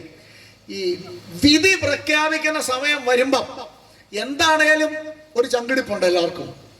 കാരണം ഇത് രക്ഷാവിധി ആയിരിക്കുമോ എന്ന് പറഞ്ഞാൽ വെറുതെ വിട്ടുകൊണ്ട് നമുക്ക് അനുകൂലമായുള്ള വിധിയായിരിക്കുമോ, അതോ നമുക്ക് ശിക്ഷ തന്നുകൊണ്ടുള്ള വിധിയായിരിക്കുമോ എന്നുള്ളൊരു ചങ്കിടിപ്പില്ലേ. അവസാനത്തെ വിധിന്യായം വായിച്ച് കേൾക്കുമ്പോഴേക്കും എല്ലാ വിധിക്കുമുണ്ട്. നമുക്ക് അനുകൂലമാണ് എല്ലാം. നമ്മുടെ വക്കീല് വളരെ മിടുക്കനാണ്. സകല പോയിന്റുകളും നമ്മുടെ വിജയത്തിന് തന്നെയാണ് നൽകിയിട്ടുള്ളത്. പക്ഷെ എങ്കിലും ഒടുവിൽ വിധി ആരുടെ കയ്യിലായിരിക്കുന്നേ? ഈ ജഡ്ജിയുടെ കയ്യിൽ. പുള്ളി എന്താ വിധിക്കാൻ പോകുന്നത് എന്നുള്ളൊരു ചങ്കിടിപ്പുണ്ടാവുകയല്ലേ ഓരോ വിധിയും വരുമ്പോൾ ബന്ധപ്പെട്ടവർക്ക്. പ്രിയമുള്ളവരെ, എന്നാൽ മരണത്തിന് ശേഷം വിധിയുണ്ട്, ന്യായവിധിയുണ്ട് എന്നുള്ളത് സത്യമാണെങ്കിലും ഏത് ന്യായവിധിയും വന്നോട്ടെ, അതൊരിക്കലും എനിക്ക് ദോഷമായി വരുന്നതല്ല. കാരണം ഞാൻ ശിക്ഷാവിധിയിൽ നിന്ന് വിടുതൽ പ്രാപിച്ചിരിക്കുന്ന വ്യക്തിയാണ് എന്നുള്ള തിരിച്ചറിവ് എനിക്ക് നിങ്ങൾക്ക് ഉറപ്പായി ഇന്ന് കിട്ടിക്കഴിഞ്ഞാൽ മരിച്ചാൽ എന്താ വിഷമം, മരണശേഷം ന്യായവിധി ഉണ്ടെങ്കിൽ എന്താ പ്രയാസം, അതൊന്നും എന്നെ ബാധിക്കില്ല. കാരണം റോമാലേഖനം 8-1 വാക്യത്തിൽ ദൈവത്തിന്റെ പരിശുദ്ധാത്മാവ് വ്യക്തമായി പറയുകയാണ്, അതുകൊണ്ട് ഇപ്പോൾ ക്രിസ്തുയേശുവിലുള്ളവർക്ക് ഒരു ശിക്ഷാവിധിയുമില്ല. Praise the Lord. അതുകൊണ്ട് ഇപ്പോൾ ക്രിസ്തുയേശുവിലുള്ളവർക്ക് ഒരു ശിക്ഷാവിധിയുമില്ല. രക്ഷിക്കപ്പെട്ട ക്രിസ്തുവിന്റെ മാർഗത്തിലായവര് ഇങ്ങനെ കൂടി പാടി സന്തോഷിച്ച് കോവിഡ് ആണെങ്കിലും ലഭിക്കുന്ന അവസരങ്ങൾ അവർ ദൈവത്തെ സ്തുതിക്കുന്നു. അവരുടെ സന്തോഷം മറ്റുള്ളവരുമായി അവർ പങ്കുവെക്കുന്നു. അവർ മറ്റുള്ളവരുമായി വചനം പറഞ്ഞുകൊണ്ട് വീണ്ടും മുൻപോട്ട് പോകുന്നു. ഉദ്ദേശിക്കുന്ന സാമ്പത്തിക നേട്ടങ്ങളോ ഉയർച്ചകളോ ഒന്നും കിട്ടിയിട്ടല്ല. കഷ്ടങ്ങളും രോഗങ്ങളും ഭാരങ്ങളും ഈ ഭൂമിയിലായിരിക്കുമ്പോൾ ഉണ്ട് എന്ന് നമ്മുടെ അരുമനാഥൻ പറഞ്ഞിട്ടുണ്ട്. Price the Lord. ലോകത്തിൽ നിങ്ങൾക്ക് കഷ്ടമുണ്ട് എങ്കിലും ധൈര്യപ്പെടുവി, ഞാൻ ലോകത്തെ ജയിച്ചിരിക്കുന്നു. കാരണം ഈ കഷ്ടം കൂടി കൂടി കൂടി അങ്ങ് പോയാൽ ഒടുവിൽ നിങ്ങൾ എന്ത് ചെയ്യും? മരിക്കും. അത്രയല്ലേ ഉള്ളൂ. മരിച്ചാൽ ഈ ഗുരു, ഈ നാഥൻ ഒരു കാര്യം ഉറപ്പായി പറഞ്ഞിട്ടുണ്ട്. എന്താണ്? ഞാൻ പുനരുത്ഥാനവും ജീവനുമാണ്. എന്നിൽ വിശ്വസിച്ച് ജീവിക്കുന്ന നീ മരിച്ചോട്ടെ, മരിച്ചാലും കാഹളം ഞാൻ മുഴക്കുന്ന ഒരു ദിവസം വരും, കല്ലറകളെ ഭേദിച്ചുകൊണ്ട്. അനേക ഭക്തന്മാർ, ശക്തരായ ദൈവദാസന്മാർ, സുവിശേഷത്തിന് വേണ്ടി പോരാടിക്കൊണ്ടിരുന്ന കുടുംബങ്ങൾ ഒരുമിച്ച് ഒരു നല്ല അടക്കം പോലും കിട്ടാതെ കോവിഡിന്റെ കാലങ്ങളിൽ എത്രയോ പേരാ ഭസ്മമാക്കപ്പെട്ടത്, എത്രയോ പേരാ കാട്ടിലാരും അറിയാത്ത 10 അതിലധികമോ അടി ആഴത്തിൽ കുഴിച്ചിടപ്പെട്ടത്, സ്വന്തക്കാർക്ക് പോലും പോയി നിന്നൊരു അടക്കം കൊടുക്കുവാൻ കഴിയാതെ പോയത്. എന്നാൽ ദൈവവചനത്തിൽ വിശ്വസിക്കുന്ന നമുക്കുറപ്പുണ്ട്. Price the Lord. അവര് ചാരമായാലും അവരെവിടെ കൊണ്ടവരെ അടക്കിയാലും കർത്താവ് താൻ ഗംഭീരനാദത്തോടും പ്രധാന ദൂതന്റെ ശബ്ദത്തോടും ദൈവത്തിന്റെ കാഹളത്തോടും കൂടെ അതെ അവർ വരുമ്പോൾ, മടങ്ങി വരുമ്പോൾ, hallelujah.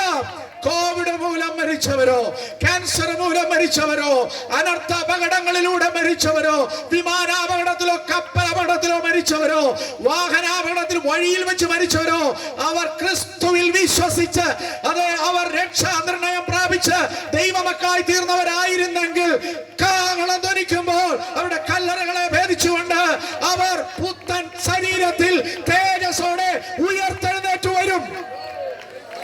Price the lord. Hallelujah. ഈ പ്രത്യാശയാണ് ദൈവമക്കളെ.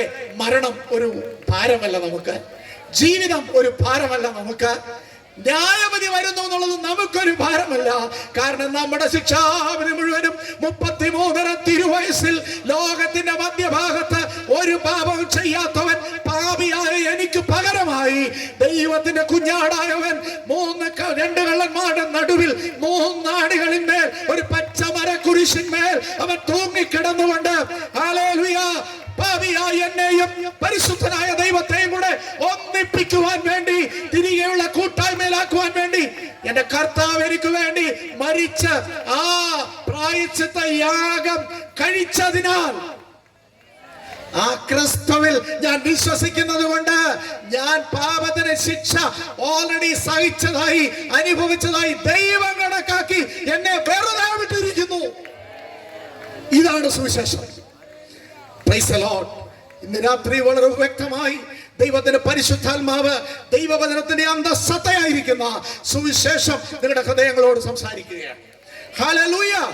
Price the lord. പ്രിയമുള്ളവരെ, എത്ര വലിയ സന്തോഷകരമായ ഒരു അനുഭവമായിരുന്നു ഇത്. ആണിത്. ദൈവത്തിന് സ്തോത്രം. അതിനായി ഒരു വലിയ പ്രവൃത്തി ഈ ലോകത്തിൽ നടന്നു.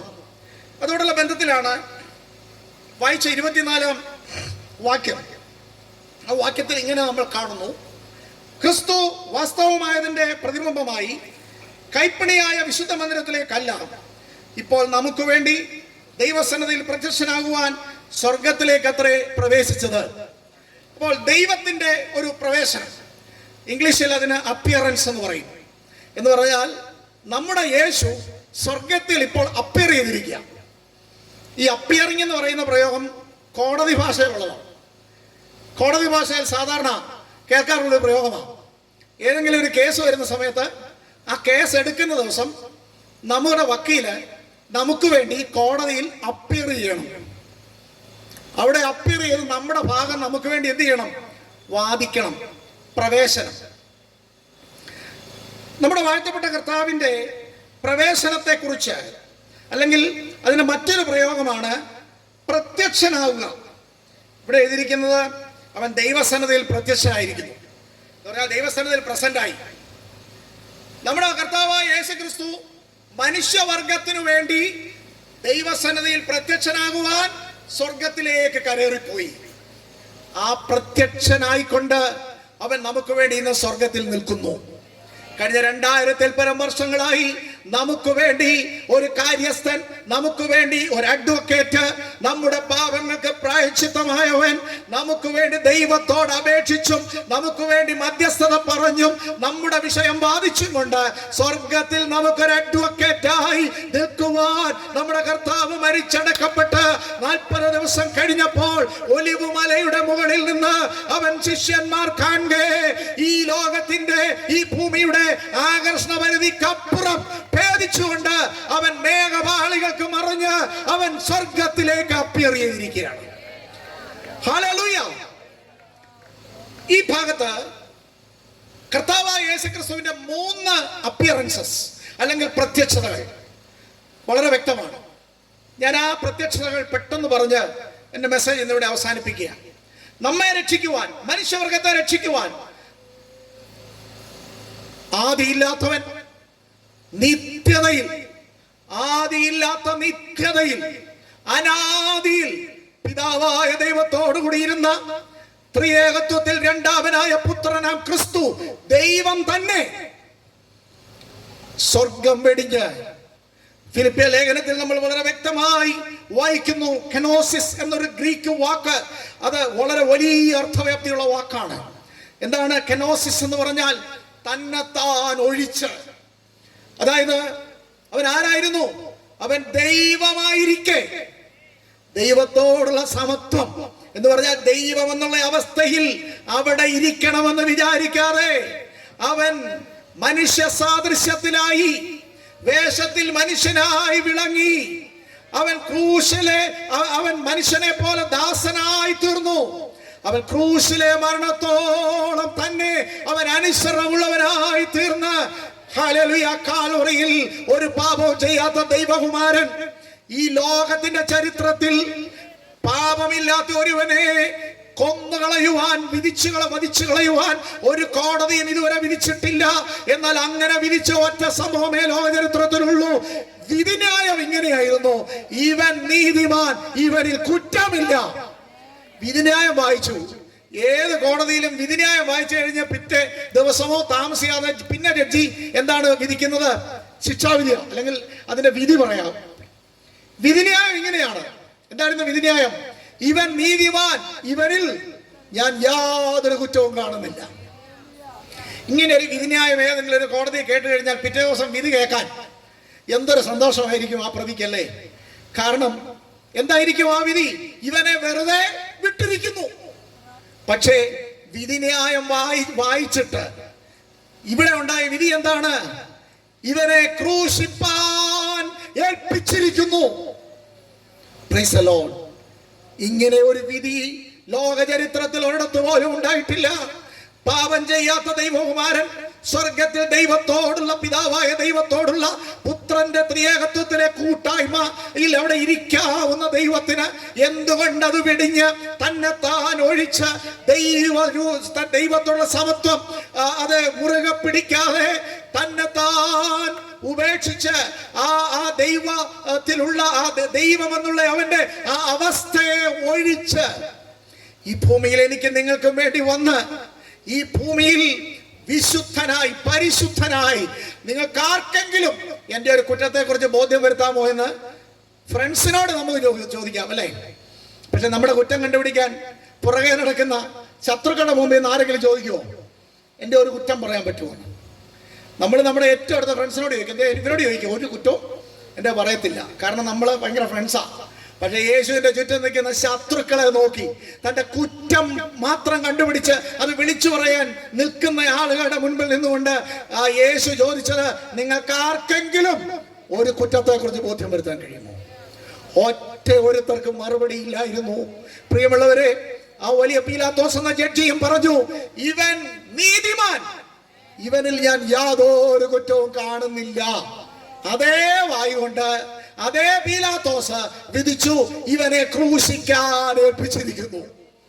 റോമാ ഗവൺമെന്റിലെ അന്നത്തെ വധശിക്ഷയിൽ അടിമകൾക്ക് കൊടുക്കുന്ന ഏറ്റവും നീചമായ വധശിക്ഷയായ കുരിശിൽ തറച്ച് മരിക്കുവോളം തൂക്കി കൊല്ലുക എന്ന പ്രാചീനവും നീചവും നിഷ്ഠൂരവും ഘോരവുമായ മരണമാണ് എന്റെ കർത്താവിന്, എന്നെ സൃഷ്ടിച്ച എന്റെ ദൈവത്തിന് ഞാൻ പാപിയായി തീർന്നു പോയതിന്റെ പേരിൽ എന്നെ രക്ഷിക്കുവാൻ, എന്റെ പാപത്തിന് പരിഹാരമായി തീരുവാൻ എന്റെ കർത്താവ് മഹാപാപി ഏൽക്കേണ്ട ശിക്ഷ പരിശുദ്ധൻ എനിക്ക് വേണ്ടി സഹിച്ചു. അതാണ് കാൽവറിയിലെ ക്രൂശ്. ഹല്ലേലൂയ. പ്രിയമുള്ളവരെ, ഇന്ന് ആ യേശുവിന്റെ ക്രൂശ് മരണം എനിക്ക് പകരമായിരുന്നുവെന്ന് പൂർണ്ണമായ ഹൃദയത്തിൽ വിശ്വസിക്കുകയോ സമർപ്പിക്കുകയോ ചെയ്യാത്ത ആരെങ്കിലും ഉണ്ടെങ്കിൽ ആ യേശുവിന്റെ മരണം, എന്റെ കർത്താവേ, ആ ഘോര മരണം നീ വഹിച്ചത് എന്റെ കൊടും പാപത്തിന് പകരമായിരുന്നുവെന്ന് ഏറ്റുപറഞ്ഞാൽ, നിങ്ങളുടെ പാപം കടുംചുവപ്പായിരുന്നാലും രക്താംബരം പോലെ ചുവപ്പായിരുന്നാലും അത് പഞ്ഞി പോലെ വെളുത്ത് സ്വർഗത്തിലെ ദൈവം നിങ്ങളെ ഹിമമാക്കി വെള്ളയാക്കി തീർത്ത് അവൻ നിങ്ങളെ തന്റെ കരങ്ങളിലേക്ക് സ്വീകരിക്കും. ഹല്ലേലൂയ. അങ്ങനെ രക്ഷിക്കപ്പെട്ട കർത്താവിൽ വിശ്വസിച്ച് വന്നവരെ കുറിച്ച് കർത്താവ് പറയുന്നത് ഇങ്ങനെയാണ്, അവർ എന്റെ ഉള്ളം കയ്യിലാണ് ഇരിക്കുന്നത്. അവർ എന്റെ ഉള്ളം കയ്യിലാണ് ഇരിക്കുന്നത്. അതുകൊണ്ട് ഈ ക്രിസ്തുവിൽ വിശ്വസിച്ച് ആ വലിയ രക്ഷയുടെ സന്തോഷത്തിലേക്ക് വന്ന പ്രിയപ്പെട്ടവര് അതുകൊണ്ടാണ് പാടുന്നത്, ഹല്ലേലൂയ. അതെ, ഞാൻ അവൻ ഉള്ളം കയ്യിലിരിക്കയാൽ ആരുമില്ല എനിക്ക് ഒരു ദോഷവും ചെയ്യുവാൻ.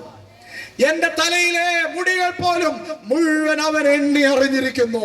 അതിലൊന്ന് നിലത്ത് വീണാൽ എന്റെ രക്ഷകൻ അറിയാതെ അത് നിലത്ത് വീഴുകയില്ല. ഇത്രയോളം വ്യക്തിപരമായി രക്ഷിക്കപ്പെട്ട ദൈവമൈതലേ, നിന്നെ അറിയാവുന്ന ഒരു ദൈവത്തെയാണ് നീ സേവിക്കുന്നത് എന്ന് ഇന്ന് രാത്രി മനസ്സിലാക്കി ആ കർത്താവിന്റെ സന്നിധിയിൽ വീണ്ടും സമർപ്പിക്കാം. ഹല്ലേലൂയ. ഇതുവരെ ഈ ഭൂമിയിലെ പ്രപഞ്ചത്തിലെ നക്ഷത്രങ്ങളുടെ എണ്ണമോ ഈ നക്ഷത്രങ്ങളുടെ അതിന്റെ സിസ്റ്റമോ മുഴുവനായി ഒരു ശാസ്ത്രജ്ഞന് കണ്ടുപിടിക്കാൻ കഴിഞ്ഞിട്ടില്ല.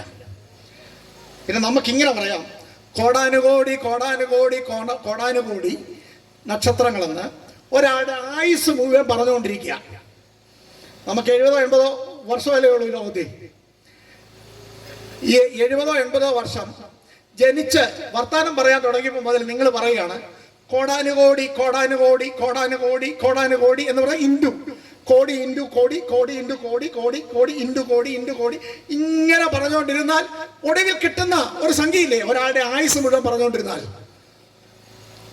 അത്രയും എണ്ണം നമ്മുടെ ഈ ചെറിയ മസ്തിഷ്കത്തിൽ നമുക്ക് കോംപ്രിഹെൻഡ് ചെയ്യാൻ പറ്റുന്നതാണോ ആ എണ്ണം എന്ന് പറയുന്നത്? അതിനേക്കാൾ കൂടുതൽ നക്ഷത്രങ്ങളുണ്ട് ഈ പ്രപഞ്ചത്തിൽ. ആ നക്ഷത്രങ്ങൾക്ക് ഓരോന്നിനും പേരിട്ട് വിളിക്കുന്നവരാണ് എന്റെ ദൈവം. ഹല്ലേലൂയ. ആ ദൈവം ഈ മഹാപ്രപഞ്ചത്തിലെ നക്ഷത്രങ്ങളുടെ മുഴുവനും പേര് അറിഞ്ഞിരിക്കുന്ന ദൈവത്തിനുണ്ടോ നേരം മനുഷ്യന്റെ പേരറിയാനെന്നല്ലേ ഞാനും നിങ്ങൾ ഓർക്കുന്നത്? അല്ല, ഇത് മുഴുവന്റെ പേരറിയുന്ന എന്റെ ദൈവത്തിന് ഇവിടെ ഇരിക്കുന്ന ദൈവ പൈതലേ, നിന്റെ കൃത്യമായ പേര് കർത്താവിന് അറിയാം, നിന്റെ വയസ്സ് കർത്താവിന് അറിയാം.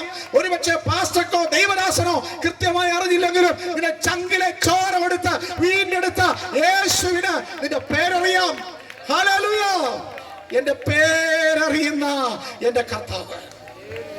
ഗലാത്യ ലേഖനത്തിൽ പൗലോസ് ഇപ്രകാരം എഴുതിയിട്ടുണ്ട്: മുൻപേ നിങ്ങൾ ദൈവത്തെ അറിയാത്തവരായിരുന്നു, ഇപ്പോൾ നിങ്ങൾ അവനെ അറിഞ്ഞവരും അവൻ നിങ്ങളെ അറിഞ്ഞുമിരിക്കുന്നു. പ്രധാനമന്ത്രി മോദിയെ ഇവിടെ അറിയാൻ മേലത്ത് ആരെങ്കിലും ഇരിപ്പുണ്ടോ?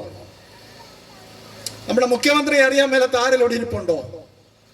നമുക്കറിയില്ല കൃത്യമായിട്ട് അദ്ദേഹം ആരാണ്, പേരറിയാം, പുള്ളി എന്താണ് ഇപ്പം ഇവിടെ സ്റ്റേറ്റിൽ എന്നുള്ളത് എല്ലാം നമുക്കറിയാം. മോദി നമ്മുടെ രാജ്യത്തിന് ആരാണെന്നുള്ളത് എല്ലാവർക്കും അറിയാം.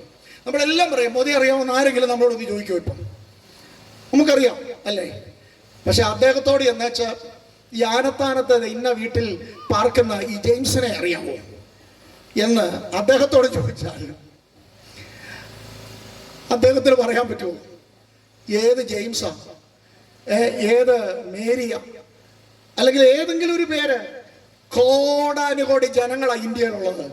അതിനിടയ്ക്ക് അദ്ദേഹത്തോട് ഏറ്റവും അടുത്ത് നിൽക്കുന്ന പാർട്ടി പ്രവർത്തകരും മന്ത്രിമാരും ഏറ്റവും അധികം ഇടപെടുന്ന സ്റ്റേറ്റിലെ നേതാക്കളും ഇങ്ങനെയുള്ള ആളുകളെയൊക്കെ, പാർട്ടിയിലെ അടുത്ത ആളുകളെയൊക്കെ അറിയാം, പേരൊക്കെ അറിയാം.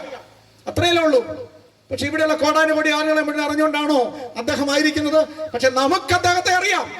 എന്നാൽ പ്രിയമുള്ളവരെ, രാജാതിരാജാവും കർത്താവുമായ നമ്മുടെ ദൈവം, നമ്മുടെ കർത്താവായ യേശുവിന് ഈ ഭൂമിയിലുള്ള സകലരെയും അറിയാം. അതിൽ വിശേഷിച്ച് തന്റെ ചങ്കിലെ ചോരയാൽ വീണ്ടെടുക്കപ്പെട്ടിരിക്കുന്ന ദൈവമേതലേ, നിന്റെ പേരറിയാം. ഞാനിവിടെ ക്രിസ്തുവിന്റെ പ്രതിനിധിയായി നിന്നുകൊണ്ടാണ് പ്രസംഗിക്കുന്നത്. എനിക്ക് ഇന്ന് ഈ പന്തൽ ഇരിക്കുന്നവരിൽ കൂടി വന്നാൽ 10 പേരുടെ പേരറിയായിരിക്കും. ഇവിടെ സ്റ്റേജിലും പന്തലിലും എല്ലാം കൂടെ എന്നോട് ഇപ്പം ഇവരുടെ പേര് ഒന്ന് ചോദിക്കുകയാണെങ്കിൽ ഒരു 10 പേരുടെ പേരറിയാം. പക്ഷെ ഇവിടെ ഇരിക്കുന്ന ഓരോറ്റ വ്യക്തിയെ വിട്ടൊഴിയാതെ ഇവിടെയുള്ള മുഴുവൻ സഹോദരന്മാരുടെയും സഹോദരിമാരുടെയും മാതാക്കളുടെയും പിതാക്കളുടെയും കുഞ്ഞുങ്ങളുടെയും പേര് തെറ്റാതെ അറിയുന്ന ഒരുവൻ എന്റെ കൂടെ ഈ പ്രസംഗപീഠത്തിൽ നിൽപ്പുണ്ട്. അത് മറ്റാരുമല്ല, ഇന്ന് രാത്രി ഞാനിവിടെ ഉയർത്തുന്ന എന്റെ രക്ഷകനും നിങ്ങളുടെ രക്ഷകനും ലോകരക്ഷകനുമായ യേശുവാണ്. ആ യേശു ഇന്ന് രാത്രി ഇവിടെ നിങ്ങൾക്ക് വേണ്ടി നിങ്ങളെ രക്ഷിപ്പാൻ, നിത്യജീവൻ നൽകുവാൻ, എന്നേക്കും നിങ്ങളെ അവനോടുകൂടെ വാഴുവാൻ, മരണഭീതി മാറ്റുവാൻ കർത്താവ് ഇന്ന് രാത്രി ഇവിടെ വന്നിരിക്കുകയാണ്. ആ കർത്താവിനെ സ്വീകരിക്കുവാൻ ആരെ സമർപ്പിക്കുന്നുവോ ഹൃദയപൂർവ്വം ഈ ദൈവവചനം കേട്ടോണ്ടിരിക്കുമ്പോൾ ഉള്ളിലൊരു തീരുമാനം എടുത്താൽ മതി. അനുവാദം ഒന്നും ചോദിക്കണ്ട. ഹൃദയത്തിൽ ദൈവമേ, എന്റെ കർത്താവേ, ഞാൻ എന്റെ ജീവിതം അങ്ങേക്കായി സമർപ്പിക്കുന്നു. എനിക്ക് വേണ്ടി വേറെ ആരും ഈ ഭൂമിയിൽ മരിച്ചിട്ടില്ല. എനിക്ക് വേണ്ടി ഇത്ര ഘോരമീട വേറെ ആരും ഏറ്റിട്ടില്ല. എനിക്ക് വേണ്ടി ഇത്ര ഘോരം നിന്ന വേറെ ആരും ഏറ്റിട്ടില്ല. അതൊന്നും ആവശ്യമില്ലാതെ നീ ഈ ഭൂമിയിൽ ഇത്രയും താഴേണ്ട ഒരു ആവശ്യവുമില്ലാതെ നീ എനിക്ക് വേണ്ടിയാണല്ലോ താന്നത്, എനിക്ക് വേണ്ടിയാണല്ലോ ഘോരവേദന സഹിച്ചത്, എനിക്ക് വേണ്ടിയാണല്ലോ നിന്ന ഏറ്റത്. ഹല്ലേലൂയ എന്ന് പറഞ്ഞുകൊണ്ട് ആ കർത്താവേ, നിന്റെ പാദത്തിൽ എന്നെ സമർപ്പിക്കുന്നു എന്ന് ഹൃദയത്തിൽ ഇന്ന് രാത്രി തീരുമാനിക്കുന്നു. ഇന്നൊരു സംഭവം നടക്കും. സ്വർഗത്തിൽ ജീവന്റെ പുസ്തകത്തിൽ നിങ്ങളുടെ പേരെഴുതും. ഹല്ലേലൂയ! ഇന്ന് ചിലരുടെ പേര് സ്വർഗത്തിൽ ജീവന്റെ പുസ്തകത്തിൽ എഴുതുന്നുണ്ട്. അത് വിശ്വസിക്കുന്ന ദൈവമക്കളൊന്ന് ദൈവത്തിന് സ്തോത്രം ചെയ്യാം. പ്രവേശനങ്ങൾ പ്രധാനമായും വളരെ പെട്ടെന്ന് പറഞ്ഞ് ഞാൻ അവസാനിപ്പിക്കുകയാണ്. ചില മിനിറ്റുകളുടെ മാത്രമേ ഞാൻ ഈ സന്ദേശം തുടരുകയുള്ളൂ. ഒന്ന്, അവന്റെ ഈ ഭൂമിയിലേക്കുള്ള പ്രവേശനം. സ്വർഗത്തിൽ നിത്യമായി വസിച്ചിരുന്ന ദൈവം മനുഷ്യനായി എവിടേക്ക് പ്രവേശിച്ചു? ഭൂമിയിലേക്ക് പ്രവേശിച്ചു. ആ പ്രവേശനം സുവിശേഷങ്ങളിൽ വളരെ വ്യക്തമാണ്. ഞാനത് വിവരിക്കേണ്ട കാര്യമില്ല. Price the Lord. ഗബ്രിയേൽ ദൂതൻ പ്രവചനങ്ങളുടെയൊക്കെ നിവൃത്തിയായി മറിയ എന്ന ആ പ്രിയ സഹോദരിയുടെ അടുക്കൽ വന്ന്, അതെ, നീ പരിശുദ്ധാത്മാവിനാൽ ഗർഭം ധരിച്ച് ഒരു മകനെ പ്രസവിക്കും, അവൻ തന്റെ ജനത്തെ അവരുടെ പാപങ്ങളിൽ നിന്ന് വിടുവിക്കുവാനുള്ളത് കൊണ്ട് അവൻ യേശു എന്ന് പറഞ്ഞ രക്ഷകൻ എന്ന് പേരിടണം എന്ന് പറഞ്ഞ് ഈ ഭൂമിയിൽ കാലിത്തൊഴുത്തിൽ ഹല്ലേലൂയ. സകലത്തെയും ചമച്ച സകലത്തിന്റെയും ഉടമസ്ഥതയുള്ള ഈ പ്രപഞ്ചത്തിലുള്ള മുഴുവൻ ഗോൾഡ് മൈൻസ്, ഈ പ്രപഞ്ചത്തിലുള്ള മുഴുവൻ സ്വർണ്ണഖനി, വെള്ളഖനി, എണ്ണക്കിണറുകൾ എന്ന് വേണ്ട ഇവിടുത്തെ സകല സമ്പത്തിന്റെയും ഉറവിടങ്ങളെ ഉളവാക്കിയ എന്റെ ദൈവം, പ്രൈസ് ദി ലോർഡ്, ഹല്ലേലൂയ, കാലിത്തൊഴുത്തിൽ ഒരു കീറ്റ് ശീലയിൽ പൊതിയപ്പെട്ടവനായി ഈ ഭൂമിയിലേക്ക് അവൻ അപ്പിയർ ചെയ്തു, പ്രത്യക്ഷപ്പെട്ടു. അതായിരുന്നു ആദ്യത്തെ പ്രത്യക്ഷത.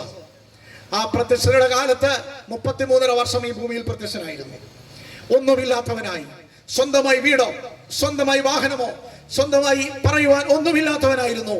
എന്നാൽ അനേകരെ ധന്യരാക്കി, അനേകരുടെ വിശപ്പടക്കി, അനേക രോഗികളെ സൗഖ്യമാക്കി, അനേക മുടന്തരെ എഴുന്നേൽപ്പിച്ച്, അനേക ചെകിടർക്ക് കാഴ്ച കൊടുത്ത്, അനേക കുരുടന്മാർക്ക് ചെകിടർക്ക് കേൾവി കൊടുത്ത്, കുരുടർക്ക് കാഴ്ച കൊടുത്ത്, അനേക ബന്ധിതരെ വിമോചിതരാക്കിക്കൊണ്ട് എന്റെ പ്രാണപ്രിയനായ യേശു ഒന്നുമില്ലാത്തവനെങ്കിലും സകലതമുള്ളവനെ പോലെ ഈ ഭൂമിയിൽ കർത്താവ് അപ്പിയർ ചെയ്തു, പ്രത്യക്ഷപ്പെട്ടു.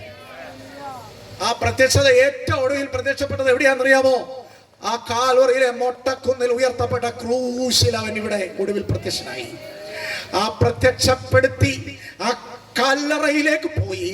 എന്നാൽ ഉലക മഹാന്മാരുടെ മുഴുവൻ കല്ലറകൾ ഒഴിഞ്ഞു കിടക്കുമ്പോൾ ഈ ഭൂമിയിൽ ഓർക്കണം, ഈ ഭൂമിയുടെ പരപ്പിൽ ലോകരാജ്യങ്ങളിലെ മുഴുവൻ കല്ലറകൾ എടുത്താൽ, പ്രിയമുള്ളവരെ, ഇവിടുത്തെ വൻപന്മാരായ മഹാന്മാരുടെ കല്ലറകളൊക്കെ ഇന്നും അടഞ്ഞ് ആണ്ടോടാണ്ട് വെള്ളപൂശി അതിന്റെ അടുക്കൽ പോയി ആളുകൾ അത് വിലപിക്കുമ്പോൾ, പ്രൈസ് ദി ലോർഡ്, അങ്ങനെ പോയി വിലപിക്കേണ്ടാത്ത ഒറ്റ കല്ലറയേ ഉള്ളൂ. അതെന്റെ യേശുവിന്റെ കല്ലറയാണ്. അത് ഒഴിഞ്ഞ കല്ലറയാണ്. അവൻ ഇവിടെ ഇല്ല, അവൻ ഉയർത്തെഴുന്നേറ്റിരിക്കുന്നു എന്ന് പറഞ്ഞുകൊണ്ട് അവൻ ശിഷ്യന്മാർക്ക് പ്രത്യക്ഷനായി. 40 ദിവസം അവൻ സ്വർഗാരോഹണം ചെയ്തു. സ്വർഗാരോഹണം ചെയ്ത് അടുത്ത പ്രത്യക്ഷതയ്ക്ക് വേണ്ടിയാണ്. അപ്പോൾ ഭൂമിയിൽ പ്രത്യക്ഷനായി നമ്മെ രക്ഷിക്കാൻ, ഇനിയും താൻ രക്ഷിക്കാൻ പോകുന്ന തന്റെ ജനത്തിനു വേണ്ടി, അടുത്ത ഡ്യൂട്ടിക്ക് വേണ്ടി ഇപ്പൊ സ്വർഗത്തിൽ അപ്പിയർ ചെയ്തിരിക്കുക. ആ വാക്യമാണ് നമ്മളിവിടെ വായിച്ചത്. എന്താണത്? ക്രിസ്തു വാസ്തവമായതിന്റെ പ്രതിബിംബമായി കൈപ്പണിയായ വിശുദ്ധ മന്ദിരത്തിലേക്കല്ല, ഇപ്പോൾ നമുക്ക് വേണ്ടി ദൈവസന്നിധിയിൽ പ്രത്യക്ഷനാകുവാൻ സ്വർഗത്തിലേക്ക് പ്രവേശിച്ചിരിക്കുന്നു. ഇതിനേക്കാൾ വലിയ ഒരു സന്തോഷ വാർത്ത, നമ്മെ കോൾമയെ കുളിപ്പിക്കുന്ന, തുള്ളിച്ചാടുവാൻ ഇടയാക്കുന്ന ദൈവപൈതലെ വേറൊരു വാർത്തയുണ്ടോ? നിനക്ക് വേണ്ടി സ്വർഗത്തിൽ ഒരു അഡ്വക്കേറ്റ് ദൈവത്തിന്റെ സന്നിധിയിൽ അപ്പിയർ ചെയ്തിരിക്കുന്നു. അതാണ് കർത്താവിന്റെ രണ്ടാമത്തെ പ്രത്യക്ഷത. ഒന്നാമത്തെ പ്രത്യക്ഷത കാലിത്തൊഴുത്തിൽ. അതെവിടെ അവസാനിച്ചു? ക്രൂശിലും ഒടുവിൽ സ്വർഗാരോഹണത്തോടെ അത് അവസാനിച്ചു. അടുത്ത രണ്ടാമത്തെ പ്രത്യക്ഷത അതെവിടെയാ പ്രത്യക്ഷപ്പെട്ടിരിക്കുന്നത്? ദൈവത്തിന്റെ സന്നിധിയിൽ പ്രത്യക്ഷനായിരിക്കുക. അവിടെ ദൈവത്തിന്റെ സന്നിധിയിൽ പ്രത്യക്ഷനായിരിക്കുന്ന കർത്താവ് കഴിഞ്ഞ 2000 വർഷങ്ങളായി അവിടെ നിൽക്കുക എനിക്ക് വേണ്ടി. ഹല്ലേലൂയ. സ്തെഫാനോസ് എന്ന തന്റെ അരുമ ശിഷ്യൻ കല്ലേറ് കൊണ്ടപ്പെട്ട് അവൻ നിലത്ത് പിടഞ്ഞു വീഴുന്ന സമയത്ത് അവൻ സ്വർഗത്തിലേക്ക് നോക്കിയപ്പോൾ ഒരു കാഴ്ച കണ്ടു. സ്വർഗം തുറന്നിരിക്കുന്നതും കർത്താവായ യേശു അത് ദൈവത്തിന്റെ വലതുഭാഗത്ത് എഴുന്നേറ്റ് നിൽക്കുന്നതുമായ കാഴ്ച കണ്ടു. അവൻ ഇതുവരെ ഇരുന്നിട്ടില്ല. അവൻ ഇരിക്കാൻ ഒരു രാജ സിംഹാസനം ലോകത്തിൽ ഒരുങ്ങിക്കൊണ്ടിരിക്കുകയാണ്. അവൻ മടങ്ങി വന്ന സിംഹാസനത്തിൽ ഇരിക്കുന്നത് വരെ എനിക്കും നിങ്ങൾക്കും വേണ്ടി അവൻ ഇരിക്കുകയല്ല, അവൻ ദൈവസന്നിധിയിൽ നിൽക്കുകയാണ്. Price the lord. ഹല്ലേലൂയ. പ്രിയ ദൈവപൈതലേ, ദൈവസന്നിധിയിൽ അലസരായി കിടന്നുറങ്ങുമ്പോൾ, ദൈവസന്നിധിയിൽ പ്രാർത്ഥിക്കാതെ ഉണർന്നിരിക്കാതെ നിരാശപ്പെട്ട് ഒക്കെ ദൈവമക്കളായ നിങ്ങൾ തളരുമ്പോൾ, നിങ്ങളെ തട്ടി ഉണർത്തുന്ന ഒരറിവ് നിങ്ങൾക്ക് വേണം. അതെന്താണെന്ന് അറിയാമോ? നീ ക്ഷീണിച്ച് ഒടിഞ്ഞു മടങ്ങി എവിടെയെങ്കിലും കിടക്കുന്നുണ്ടോ ദൈവപൈതലേ? ഒരു കാര്യം ഓർക്കുക, നീ അങ്ങനെ കിടക്കേണ്ട കാര്യമില്ല. കാരണം നിനക്ക് വേണ്ടി യേശു അവിടെ കിടക്കുകയല്ല, അവനവിടെ ഇരിക്കുകയല്ല. നിനക്ക് വേണ്ടി എഴുന്നേറ്റ് നിൽക്കുന്ന ഒരു കർത്താവാണ് സ്വർഗത്തിലുണ്ടെങ്കിൽ പിന്നെ എന്താണ് നിരാശയ്ക്ക് കാരണം?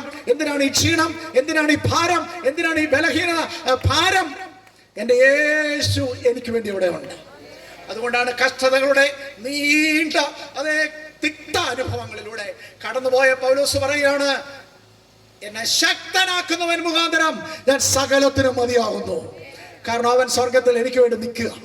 എന്റെ കർത്താവ് അവിടെ നിൽക്കുന്നുള്ള ചിന്ത, എന്റെ കർത്താവ് അവിടെ നിൽക്കുന്നുള്ള ദർശനം ഒരു ദൈവത്തിന്റെ ഉള്ളിലേക്ക് വരുമ്പോൾ ഏത് ക്ഷീണവും വിട്ട് അവൻ ചാടി എഴുന്നേറ്റ് യോഗത്തിന് പോകും. അവൻ ദൈവസഭയിൽ പ്രാർത്ഥിക്കാൻ പോകും, അവൻ മറ്റുള്ളവരുടെ സുവിശേഷം പറയാൻ പോകും. നിരാശപ്പെട്ട് എന്തോ ചെയ്യാൻ ആഗ്രഹിച്ചിരുന്നവൻ അത് ഉപേക്ഷിച്ചിട്ട് കർത്താവിന് വേണ്ടി പ്രത്യാശയോടെ തുള്ളിച്ചാടി പാടി ദൈവത്തെ മഹത്വപ്പെടുത്തുവാൻ പോകും. കാരണം എന്റെ കർത്താവ് സ്വർഗത്തിൽ പ്രത്യക്ഷനാണ്. ഹല്ലേലൂയ. Price the Lord. വലിയ വലിയ കേസുകളൊക്കെ വരുമ്പോൾ കോടതിയിൽ പ്രത്യക്ഷനാകാൻ ഒരു ദിവസം 10 ലക്ഷമോ 20 ലക്ഷമോ അതിൽ കൂടുതലോ ഡെയിലി ഫീസുള്ള വക്കീലന്മാരുണ്ട് ഈ ലോകത്തിൽ. അവരെ ആ പ്രത്യക്ഷനാകാൻ ആളുകൾ കൊണ്ടിരുന്നത്. വലിയ വലിയ കേസിന് പത്രത്തിൽ വായിച്ചിട്ടില്ലേ, ഒരു ദിവസം ഇന്ന വക്കീലിന് ഇത്ര രൂപ ഫീസാണ് അവരെയാ കൊണ്ടുവന്നിരിക്കുന്നത്. അവരെ കൊണ്ടുവന്നാൽ പോലും ചിലപ്പോൾ ആ കേസ് എന്ത് ചെയ്യും, പരാജയപ്പെട്ടു പോകാറുണ്ട്. പലതും അങ്ങനെയാ പോകുന്നേ. എന്നാൽ പ്രിയമുള്ളവരെ, എനിക്ക് വേണ്ടി സ്വർഗത്തിൽ അപ്പേറി ചെയ്തിരിക്കുന്ന എന്റെ വക്കീലിന് 5 നയാ പൈസ ഞാൻ കൊടുക്കേണ്ട കാര്യമില്ല. അവൻ സൗജന്യമായി തന്റെ രക്തം മുഴുവൻ എനിക്ക് ഊറ്റി തന്നിട്ട് ഇപ്പൊ സ്വർഗത്തിൽ പോയി എനിക്ക് വേണ്ടി പശുവാദം ചെയ്യുക. ഹല്ലേലൂയ. ഇനി അവസാന വാക്യത്തിലേക്ക് വന്ന ഞാൻ എന്റെ വാക്കുകൾ അവസാനിപ്പിക്കാം. എന്താണ്? ഒരിക്കൽ മരിക്കുകയും പിന്നെ ന്യായവിധിയും മനുഷ്യർക്ക് നിയമിച്ചിരിക്കയാൽ ക്രിസ്തുവും അങ്ങനെ തന്നെ അനേകരുടെ പാപങ്ങളെ ചുമപ്പാൻ ഒരിക്കൽ അർപ്പിക്കപ്പെട്ടു. തനിക്കായി കാത്തു നിൽക്കുന്നവരുടെ രക്ഷയ്ക്കായി അവൻ പാപം കൂടാതെ ഈ ഭൂമിയിലേക്ക് രണ്ടാമതും പ്രത്യക്ഷനാകും. പക്ഷേ ആകെയുള്ള പ്രത്യക്ഷത വെച്ചാൽ എത്രാമത്തെ പ്രത്യക്ഷതയാണിത്? 3ാമത്തെ പ്രത്യക്ഷത. കാരണം ഒന്നാമത് ഈ ഭൂമിയിലേക്ക് പ്രത്യക്ഷനായി കാലിത്തൊഴുത്തിൽ, രണ്ടാമത് എന്റെ പേർക്ക് സ്വർഗത്തിൽ പ്രത്യക്ഷനായി നിൽക്കുന്നു. ഇനിയും താമസിയാതെ ഒരു സംഭവം ഈ ലോകം കാണാൻ പോവുകയാണ്. അത് മറ്റൊന്നുമല്ല, പ്രൈസ് ദി ലോർഡ്, കർത്താവ് താൻ ഗംഭീരനാദത്തോടും പ്രധാന ദൂതന്റെ ശബ്ദത്തോടും ദൈവത്തിന്റെ കാഹളത്തോടും കൂടെ സ്വർഗത്തിൽ നിന്ന് ഇറങ്ങി വരുവാൻ പോവുകയാണ്. അവൻ ഈ ഭൂമിയിൽ പ്രത്യക്ഷനാകാൻ പോകുക വീണ്ടും. അതാർക്കു വേണ്ടിയാ പ്രത്യക്ഷനാകുന്നതെന്ന് അറിയാമോ? അവൻ കാൽവറിയിൽ അത് ജീവൻ വെച്ച് മരിച്ചു നമുക്ക് വേണ്ടി ഒരുക്കിയ ആ രക്ഷയിൽ ഇതുപോലുള്ള സുവിശേഷ പ്രസംഗങ്ങളിലും മറ്റും പങ്കെടുത്ത് കഴിഞ്ഞ 2000 വർഷത്തിനിടയിൽ രക്ഷിക്കപ്പെട്ട കുറെ ദൈവമക്കളുണ്ട്. അവർ പലരും മൺമറഞ്ഞു പോയി. അവർ ആ കാഹളം ധരിക്കുമ്പോൾ ഉയർത്തെഴുന്നേൽക്കും. കർത്താവിന്റെ വരവിന്റെ സമയത്ത് ഇവിടെ ഇരിക്കുന്ന ദൈവമേ, ഞാൻ നിങ്ങൾ ജീവനോടെ ആയിരിക്കുന്നെങ്കിൽ ഇവിടെ വെച്ച് തന്നെ തേജസ്കരിക്കപ്പെട്ട ഒരു ശരീരം കിട്ടി ഈ ഇലകളെ പോലെ തേജസ്സിന്റെ ചെറുകളോടെ നമ്മൾ കർത്താവിനോട് സ്വർഗത്തിലെത്തും. ഹല്ലേലൂയ. Price the Lord. ഇത്ര ശാസ്ത്ര സാങ്കേതിക കണ്ടുപിടുത്തങ്ങൾ പുരോഗമിച്ചിരിക്കുന്ന കാലത്തും ഇങ്ങനെയുള്ള പ്രസംഗം ആരാ വിശ്വസിച്ച് പിൻപറ്റാൻ കഴിയുന്നത് എന്ന് ചിലരുടെ ഉള്ളിൽ ചിന്ത കാണും. പക്ഷേ നമ്മളൊരു കാര്യം ഓർക്കണം, ഇത് ഇന്നോ ഇന്നലെയും പ്രസംഗിക്കാൻ തുടങ്ങിയതല്ല. കഴിഞ്ഞ 2000 വർഷത്തിന് മുമ്പ് ശാസ്ത്രം എത്ര പുറകിലാ കിടന്നത് അല്ലേ? ഇവിടുത്തെ ഫെസിലിറ്റീസ് എത്ര പുറകിലാ കിടന്നത്? ഇവിടുത്തെ വാനശാസ്ത്ര അറിവുകൾ എത്ര പുറകിലാ കിടന്നത്? മനുഷ്യന്റെ ഫിസിയോളജിക്കൽ അറിവുകൾ എത്ര പുറകിലാ കിടന്നത്? ഏത് മേഖലയിലും ഇൻഫർമേഷൻ ടെക്നോളജി എത്ര പുറകിലാണ് കിടന്നത്? അതൊക്കെ ഈ 2000 വർഷത്തിനിടയിൽ എത്ര ഇങ്ങ് പുരോഗമിച്ചല്ലേ. പക്ഷെ ഇന്നും പ്രൈസ് ദി ലോർഡ് ഇതിനെ പൂട്ടിക്കെട്ടി വെക്കുവാൻ, ഈ പ്രസംഗത്തെ നിർത്തിക്കളയുവാൻ ആർക്കും കഴിയാതിരിക്കുന്നത് എന്തുകൊണ്ടാണെന്ന് അറിയാമോ? ഹല്ലേലൂയ. ഇത് ജീവനുള്ള ദൈവത്തിന്റെ സ്വർഗത്തിൽ എന്നേക്ക് സ്ഥിരമായിരിക്കുന്ന സത്യവചനമാണ്. ആകാശം മാറിപ്പോയാലും ഭൂമി മാറിപ്പോയാലും ദൈവവചനം മാറിപ്പോകയില്ല. ആകാൽ ഇന്ന് രാത്രി ഇവിടെ പ്രസംഗിക്കപ്പെട്ട ഈ വചനത്തിന് വേണ്ടി ഹൃദയം കൊടുത്ത് ഏറ്റുപറയാൻ ആര് തയ്യാറാകുന്നു? ഒരു കാര്യം ഉറപ്പാണ്, അവർ തീർച്ചയായും നിത്യതയിലെത്തും. ഹല്ലേലൂയ. ഞാനൊരു സംഭവ കഥ കൂടെ പറഞ്ഞ് എന്റെ വാക്കുകൾ അവസാനിപ്പിക്കുകയാണ്. വർഷങ്ങൾക്ക് മുമ്പ് ഇംഗ്ലണ്ടിൽ ഒരു വലിയ ധനികനായ മനുഷ്യൻ ജീവിച്ചിരുന്നു. ഈ മനുഷ്യൻ ലോകത്തിലെ കീർത്തി കേട്ടതായ എല്ലാ പെയിന്റിങ്ങുകളും വളരെയധികം സ്നേഹിച്ചിരുന്ന ഒരു ചിത്രപ്രേമിയായിരുന്നു. അദ്ദേഹം ഒരു ശതകോടീശ്വരൻ എന്നൊക്കെ വേണമെങ്കിൽ പറയാവുന്ന പോലെ ധനാഢ്യനുമായിരുന്നു. അദ്ദേഹത്തിന്റെ ഭാര്യ വളരെ നേരത്തെ മരിച്ചുപോയി. തനിക്ക് ഒറ്റ പുത്രനെ ഉണ്ടായിരുന്നുള്ളൂ. ഈ പുത്രൻ ലോകമഹായുദ്ധ കാലത്ത് സൈന്യത്തിൽ ചേർന്നിരുന്നു. നിർബന്ധിതമായി സൈന്യത്തിൽ ചേരേണ്ടി വന്നു. ആ സൈന്യത്തിൽ ശത്രുക്കളുമായുള്ള ഏറ്റുമുട്ടലിൽ പരിക്കേറ്റ്, വളരെ മാരകമായ പരിക്കേറ്റ് മറ്റനേക പടയാളികളുടെ മുമ്പിൽ മുൻനിരയിൽ നിൽക്കുമ്പോൾ അതിനിടയിൽ അവൻ മരിച്ചു വീണു. ഈ മഹാധനികനായ ഈ കോടീശ്വരനായ ഈ ലണ്ടനിലെ ഈ വ്യക്തിക്ക് ഉണ്ടായിരുന്ന ഏക മകൻ, അദ്ദേഹത്തിന്റെ സർവ്വസമ്പത്തിന്റെയും അത് ഉടമസ്ഥനാകേണ്ട ഏക മകൻ യുദ്ധത്തിൽ എന്ത് ചെയ്തു? മരിച്ചുപോയി. ഇദ്ദേഹത്തിന് ഇംഗ്ലണ്ടിലുള്ള വലിയ ഫാം ഹൗസ് ഉണ്ട്. വളരെ വലിയ ഏക്കർ കണക്കിന് വിസ്താരമുള്ള ഗാലറി, പിക്ചർ ഗാലറി ഉണ്ട്. അദ്ദേഹം അതിൻ്റെ ഹരമാണുള്ള ആളാണ്.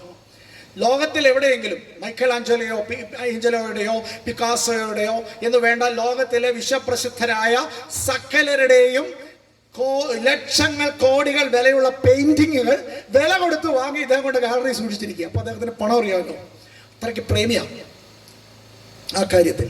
പക്ഷേ അദ്ദേഹത്തിന് ജീവിതമാകെ തളർന്നുപോയി. ഇതിന്റെ എല്ലാം ഉടമസ്ഥനായിരിക്കേണ്ട ഏക മകൻ യുദ്ധത്തിൽ മരിച്ചു. അദ്ദേഹം വളരെ വിഷണ്ണനായി ഇങ്ങനെ കഴിയുകയാണ്. വീണ്ടും ഈ ചിത്രവും ഗാലറികളും ഒക്കെ ഉണ്ട്.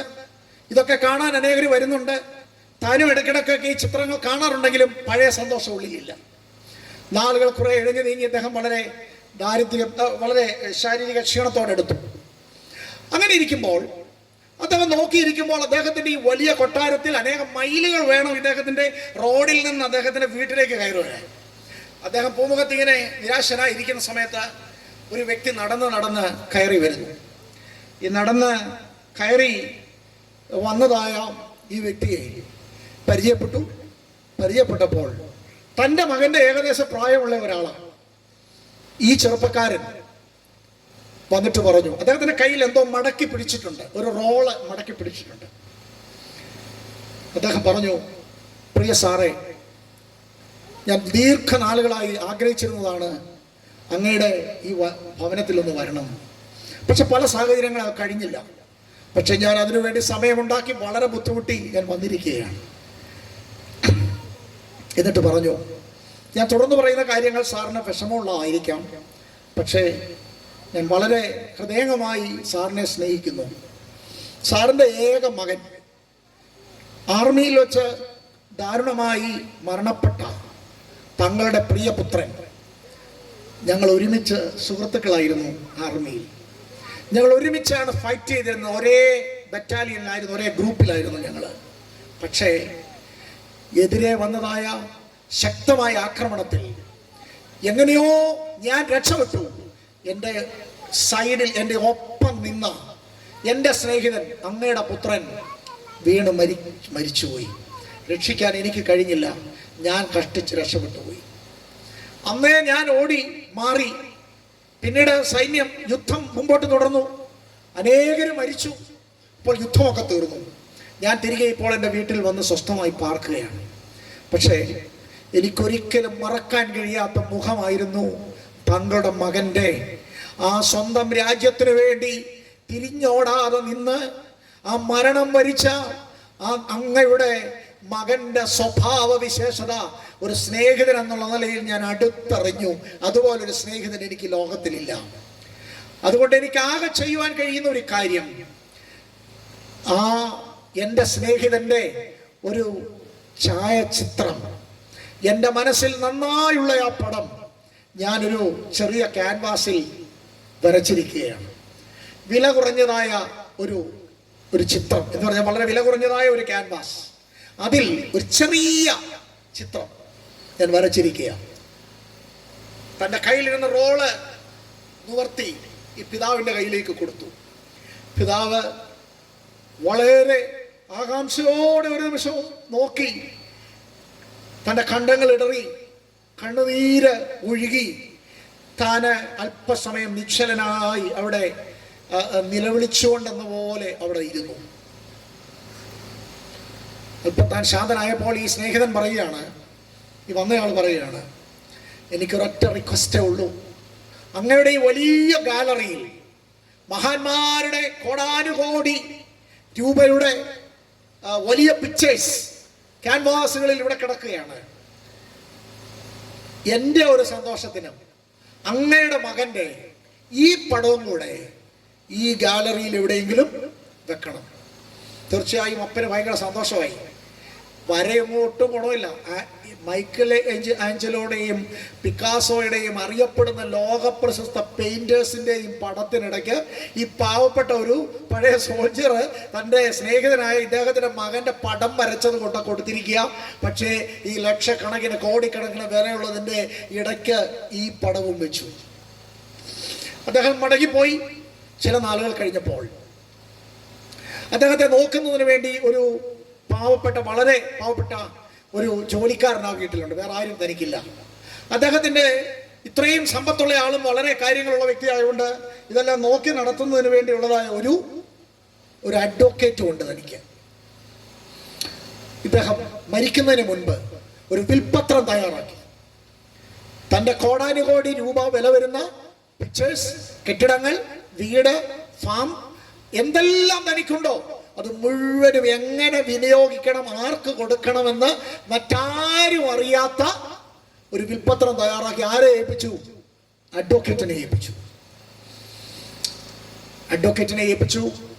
ചില നാളുകൾ മുമ്പോട്ട് പോയി കഴിഞ്ഞു, ഈ വ്യക്തി മരിച്ചു. അപ്പൊ പറഞ്ഞിരിക്കുന്നത് മരണശേഷം മാത്രമേ ഏത് നിറവേറ്റാൻ പറ്റുള്ളൂ, വിൽപത്രം നടപ്പിലാക്കാൻ പറ്റുള്ളൂ. ഇദ്ദേഹം മരിച്ചു കഴിഞ്ഞപ്പോൾ ഈ അഡ്വക്കേറ്റ് അന്നുള്ള ലോകത്തിൽ കൊടുക്കാവുന്ന രീതിയിൽ മുഴുവനും ഈ പ്രേമികളായ ആളുകൾ മുഴുവനും അറിയത്തക്ക രീതിയിൽ അഡ്വർടൈസ്മെന്റ് കൊടുത്തു. ഇത്രാം തീയതി ഇന്ന സമയത്ത് ഈ മരിച്ചുപോയ ഈ മഹാനായ വ്യക്തിയുടെ മുഴുവൻ ചിത്രങ്ങളും ലേലം വിളിക്കാൻ തീരുമാനിച്ചിരിക്കുന്നു. അദ്ദേഹത്തിന്റെ വിൽപത്രം അനുസരിച്ച് താല്പര്യമുള്ളവർ വന്നാൽ ലേലം വിളിച്ചുകൊണ്ട് പോകാം. നിശ്ചയിക്കപ്പെട്ട ദിവസം നൂറുകണക്കിന് കലാപ്രേമികളാണ് ലക്ഷങ്ങൾ മുടക്കി ഈ വലിയ പെയിന്റിങ്സ് വാങ്ങിക്കാൻ വേണ്ടി വന്നിരിക്കുക. ആളുകൾ വന്ന് നിലനിൽക്കുമ്പോൾ വിൽപത്രം തുറന്നു. അവിടെ മുമ്പിൽ വെച്ചാ വിൽപത്രം തുറക്കുന്ന അഡ്വക്കേറ്റ് വിൽപത്രം തുറന്നു. വിൽപത്രം തുറന്നിട്ട് വായിച്ചു. ലേലം ഇവിടെ ആരംഭിക്കാൻ പോകണേ അദ്ദേഹത്തിന്റെ താല്പര്യം അനുസരിച്ച് ഒന്നാമത് ലേലം വിളിക്കാൻ പോകുന്നത് വളരെ വലിയ സൗന്ദര്യമൊന്നും ഇല്ലാത്ത, വളരെ മോശമായി വരച്ചിരിക്കുന്ന ഒരു ചെറിയ ക്യാൻവാസിലുള്ള ഒരു ചെറിയ പടം. ലോകത്തിൽ ആർക്കും താല്പര്യം തോന്നുന്നില്ല. 1,00,000 പോയിട്ട് 1000 പോയിട്ട് 100 രൂപ കൊടുത്താലും ആ പടം വാങ്ങിക്കത്തില്ല.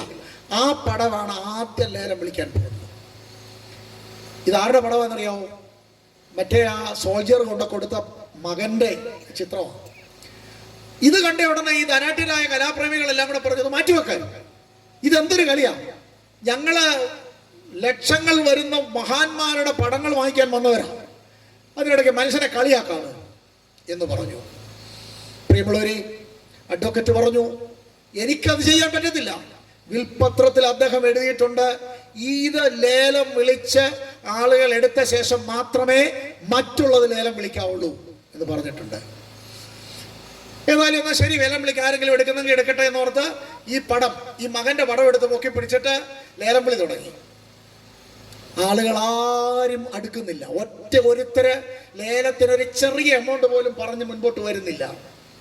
ഈ വളരെ വിഷമകരമായ അവസ്ഥ കണ്ടപ്പോൾ ഇദ്ദേഹത്തെ മരണം വരെ ശുശ്രൂഷിക്കുകയും വീട്ടുകാര്യങ്ങൾ മുഴുവൻ നോക്കുകയും ചെയ്തിരുന്ന ആ വളരെ പാവപ്പെട്ടവനായ ആ ഒരു ചെറുപ്പക്കാരനായ ആ ഒരു ദാസൻ ഒരു വളരെ പ്രയാസം തോന്നി. എൻ്റെ മകൻ്റെ, ഇദ്ദേഹത്തിൻ്റെ, ഈ മഹാനായ മനുഷ്യന്റെ മകന്റെ പടം വാങ്ങിക്കാൻ ആർക്കും താല്പര്യമില്ലല്ലോ. പിക്കാസോ വരച്ചതും മിക്കലാഞ്ചലോ വരച്ചതും മറ്റു വലിയ വലിയ മഹാന്മാരുടെ സുപ്രസിദ്ധ പടങ്ങളാണെങ്കിൽ വാങ്ങിക്കാൻ ലക്ഷങ്ങൾ കൊണ്ട് നിൽക്കുക ആളുകൾ. ഇത് വാങ്ങിക്കാൻ ആരുമില്ലല്ലോ എന്ന് പറഞ്ഞുകൊണ്ട്, പ്രിയമുള്ളവരെ, വളരെ വിഷമത്തോടെ ഈ മനുഷ്യൻ വളരെ ചെറിയൊരു എമൗണ്ട്, അന്ന് തനിക്ക് പറ്റാമായിരുന്ന കഷ്ടിച്ചൊരു പൗണ്ടോ മറ്റോ ചെറിയ അദ്ദേഹത്തിന് ആകെ ഉണ്ടായിരുന്ന സമ്പാദ്യം അദ്ദേഹം മുമ്പോട്ട് പറഞ്ഞു വന്നു, ഞാൻ 1 പൗണ്ട് തരാം, ഞാനിത് ലേലത്തിൽ എനിക്ക് വേണം എന്ന് പറഞ്ഞ് മുമ്പോട്ട് വന്നു. കാരണം മുമ്പോട്ട് ഈ പ്രോഗ്രാം നടക്കണ്ടേ. ഈ മനുഷ്യൻ വന്ന് ഈ മകന്റെ അത്ര വലിയ സൗന്ദര്യമൊന്നും ഇല്ലാത്ത, അത്ര വലിയ വിലയൊന്നും തോന്നിക്കാത്ത, ലോകത്തിലെ കലാപ്രേമികൾക്കും ധനികർക്കും മിടുക്കന്മാർക്കും ഒട്ടും ഇഷ്ടം തോന്നാത്ത ഈ പടം ഈ ദാസനായ മനുഷ്യൻ വന്ന് വാങ്ങിച്ചു. അറിയപ്പെടാത്ത ഈ മനുഷ്യൻ വന്ന് അത് ലേലത്തിൽ പിടിച്ചു. അപ്പോഴേക്കും അരങ്ങുണർന്നു. കാരണം ഇനിയിപ്പം വൻപൻ ലേലങ്ങൾ നടക്കാൻ പോവുക, ബാക്കിയെല്ലാം. അഡ്വക്കേറ്റ് പറഞ്ഞു, നിങ്ങൾ ശാന്തമായിരിക്കെ, ഞാൻ വിൽപത്രം ബാക്കി വായിക്കാൻ പോവുകയാണ്. വിൽപത്രത്തിലെ 2ാമത്തെ ക്ലോസ് വായിച്ചു. ഈ ലേലം വിളി നടക്കുമ്പോൾ ഞാൻ ഏറ്റവും സ്നേഹിച്ചിരുന്ന എൻ്റെ പ്രിയപുത്രന്റെ അത്ര മനോഹരമല്ലെങ്കിലും ആ ചെറിയ ചിത്രം ആദ്യം ലേലം വിളിക്കുമ്പോൾ ആര് അത് ലേലത്തിൽ പിടിക്കുന്നോ അവർക്കുള്ളതാണ്. ബാക്കി മുഴുവൻ ചിത്രങ്ങളും, എന്റെ മുഴുവൻ സമ്പത്തും, എന്റെ മുഴുവൻ എല്ലാ എന്റെ സമ്പത്തുകളും സ്ഥലങ്ങളും ഉൾപ്പെടെയുള്ള എണ്ണി തീർക്കാൻ കഴിയാത്ത കോടാനുകോടി എന്റെ സമ്പത്ത് മുഴുവനും ആദ്യം എന്റെ മകന്റെ ഈ ചിത്രം ലേലം വിളിച്ചവർക്ക് കൊടുക്കേണ്ടതാണ്. രണ്ടാമത്തെ ക്ലോസ്. ഈ ക്ലോസ് വായിച്ചു കഴിഞ്ഞപ്പോൾ അവിടെ ശ്മശാന നിശബ്ദതയായി. ആളുകൾ പിറുപിറുക്കാൻ തുടങ്ങി. ആളുകൾ അങ്ങോട്ടും ഇങ്ങോട്ടും നോക്കാൻ തുടങ്ങി. നിരാശപ്പെട്ട് അങ്ങോട്ടും ഇങ്ങോട്ടും ചിലർ ചങ്കത്ത് കൈവെക്കാൻ തുടങ്ങി. അയ്യോ, ഏത് വാങ്ങിക്കേണ്ടതായിരുന്നു? ഈ ആദ്യത്തെ ഈ പടം വാങ്ങിക്കേണ്ടതായിരുന്നു. കർത്താവിന് സ്തോത്രം. പ്രിയമുള്ളവരെ, ഇന്ന് രാത്രി മാത്രമല്ല, കഴിഞ്ഞ 2000 വർഷങ്ങളായി ലോകത്തിലെ സകല സമ്പത്തിനും സകലത്തിന്റെയും ഉടമയായ പിതാവായ ദൈവം തന്റെ പുത്രന്റെ കണ്ടാൽ ആളല്ല എന്ന് തോന്നുമാറ്, അവന്റെ രൂപം കണ്ടാൽ മനുഷ്യനല്ല തോന്നാറ്, ആ കാൽവരക്കുന്നിൽ ഉയർത്തപ്പെട്ട ഒരു പടം ഇവിടെ ഉയർത്തിക്കൊണ്ട്, ഒരു ക്രൂശ് ഇവിടെ ഉയർത്തിക്കൊണ്ട്, തന്റെ പുത്രനായ യേശുവിനെ ഉയർത്തിക്കൊണ്ട് ലോകത്തോട് പറയുകയാണ്, നിങ്ങൾ ഇവനെ സ്വീകരിക്കുമോ? നിങ്ങൾ ഇവനെ സ്വീകരിക്കുമോ? നിങ്ങൾ ഇവനെ സ്വീകരിക്കുമോ? സ്വന്തം പുത്രനെ ആദരിയാതെ എല്ലാവർക്കും വേണ്ടി ഏൽപ്പിച്ചു തന്നവൻ, അത് നിങ്ങൾ സ്വീകരിച്ചാൽ അവനോടുകൂടെ സകലതും നിങ്ങൾക്ക് നൽകി തരുവാനിടയായി തീരും. അതാണ് സുവിശേഷത്തിന്റെ വാഗ്ദാനം. ഹല്ലേലൂയ. ഇന്ന് രാത്രി പ്രിയമുള്ളവരെ, ഈ യേശുവിനെ സ്വീകരിച്ചാൽ നിങ്ങൾ ലോകത്തിൽ, അതെ, ഇനിയും നിങ്ങൾ ഇവിടുത്തെ സമ്പത്തല്ല പറയുന്നത്. എഫേസ്യ ലേഖനകാരൻ പറയുന്നത് സ്വർഗത്തിലെ സകല ആത്മീയ അനുഗ്രഹങ്ങൾക്കും നിങ്ങളെ അവകാശികളാക്കി തീർത്തിരിക്കുകയാണ്. ദൈവത്തിന്റെ സ്തോത്രം. ഈ ഭൂമിയിലെ മണിമാളികയല്ല അവൻ ഞങ്ങൾക്ക് നൽകി തരുവാൻ പോകുന്നത്. ദൈവം ശില്പിയായി നിർമ്മിച്ചതും അടിസ്ഥാനങ്ങളുള്ളതുമായ ഒരു നഗരം. ദൈവത്തിന്റെ സ്തോത്രം. ഒരു കണ്ണ് കണ്ടിട്ടില്ല, ഒരു ചെവി കേട്ടിട്ടില്ല, ആരുടെയും മനസ്സിൽ തോന്നിയിട്ടില്ലാത്ത വിധത്തിൽ കർത്താവ് പറഞ്ഞ ഞാൻ വാസസ്ഥലങ്ങൾ നിങ്ങൾക്ക് വേണ്ടി ഒരുക്കുവാൻ പോകുന്നു. ഹല്ലേലൂയ. അത് ഒരുങ്ങിക്കഴിഞ്ഞാൽ പിന്നെയും വന്ന് നിങ്ങളെ എന്റെ അടുക്കൽ ചേർത്തുകൊള്ളും. ഹല്ലേലൂയ. നമുക്ക് ദൈവസന്നിധിയിൽ ഒരു നിമിഷം എഴുന്നേറ്റ് നിൽക്കാം. ഹല്ലേലൂയ. Price the Lord. പ്രത്യാശയുടെ ഒരു ഗാനം നമുക്ക് വേണ്ടി കാൽവറി ക്രൂശിൽ യാഗമായി തീർന്ന പ്രാണപ്രിയന്റെ ആ ചിത്രം. ഇത് വേറൊരു ചിത്രമല്ല, സത്യം. ഞാനിവിടെ ഉയർത്തി ആരെ സ്വീകരിക്കാൻ തയ്യാറാകുന്നോ തീർച്ചയായിട്ടും അവർക്ക് ഉള്ളതാണ് സ്വർഗത്തിലെ സകല സമ്പത്തും. നിങ്ങൾ നിത്യത മുഴുവൻ എന്നേക്കും വാഴും. ഇവിടെ നിരാശ വേണ്ട, മരണത്തെ ഓർത്ത് ഭാരപ്പെടേണ്ട, രോഗത്തെ ഓർത്ത് ഭാരപ്പെടേണ്ട. സ്വർഗത്തിലെ ദൈവം ഈ വചനങ്ങളാൽ നിങ്ങളെ അനുഗ്രഹിക്കുമാറാകട്ടെ. ഇന്ന് രാത്രി ദൈവവചനം കേട്ട എല്ലാവർക്കും വേണ്ടി പ്രാർത്ഥിക്കുന്നു. ഈ കൺവെൻഷനായി എന്നെ ക്ഷണിച്ച കർത്താവിന്റെ വിലയിരുദാസൻ ഷാനായി പാസ്റ്ററോടും ഈ പ്രിയപ്പെട്ട സഭയോടും എല്ലാവരോടുമുള്ള എന്റെ ഹൃദയം നിറഞ്ഞ നന്ദി അറിയിക്കുന്നു. ദൈവമായ കർത്താവ് നമ്മളെ ഏവരെയും അനുഗ്രഹിക്കാറാകട്ടെ.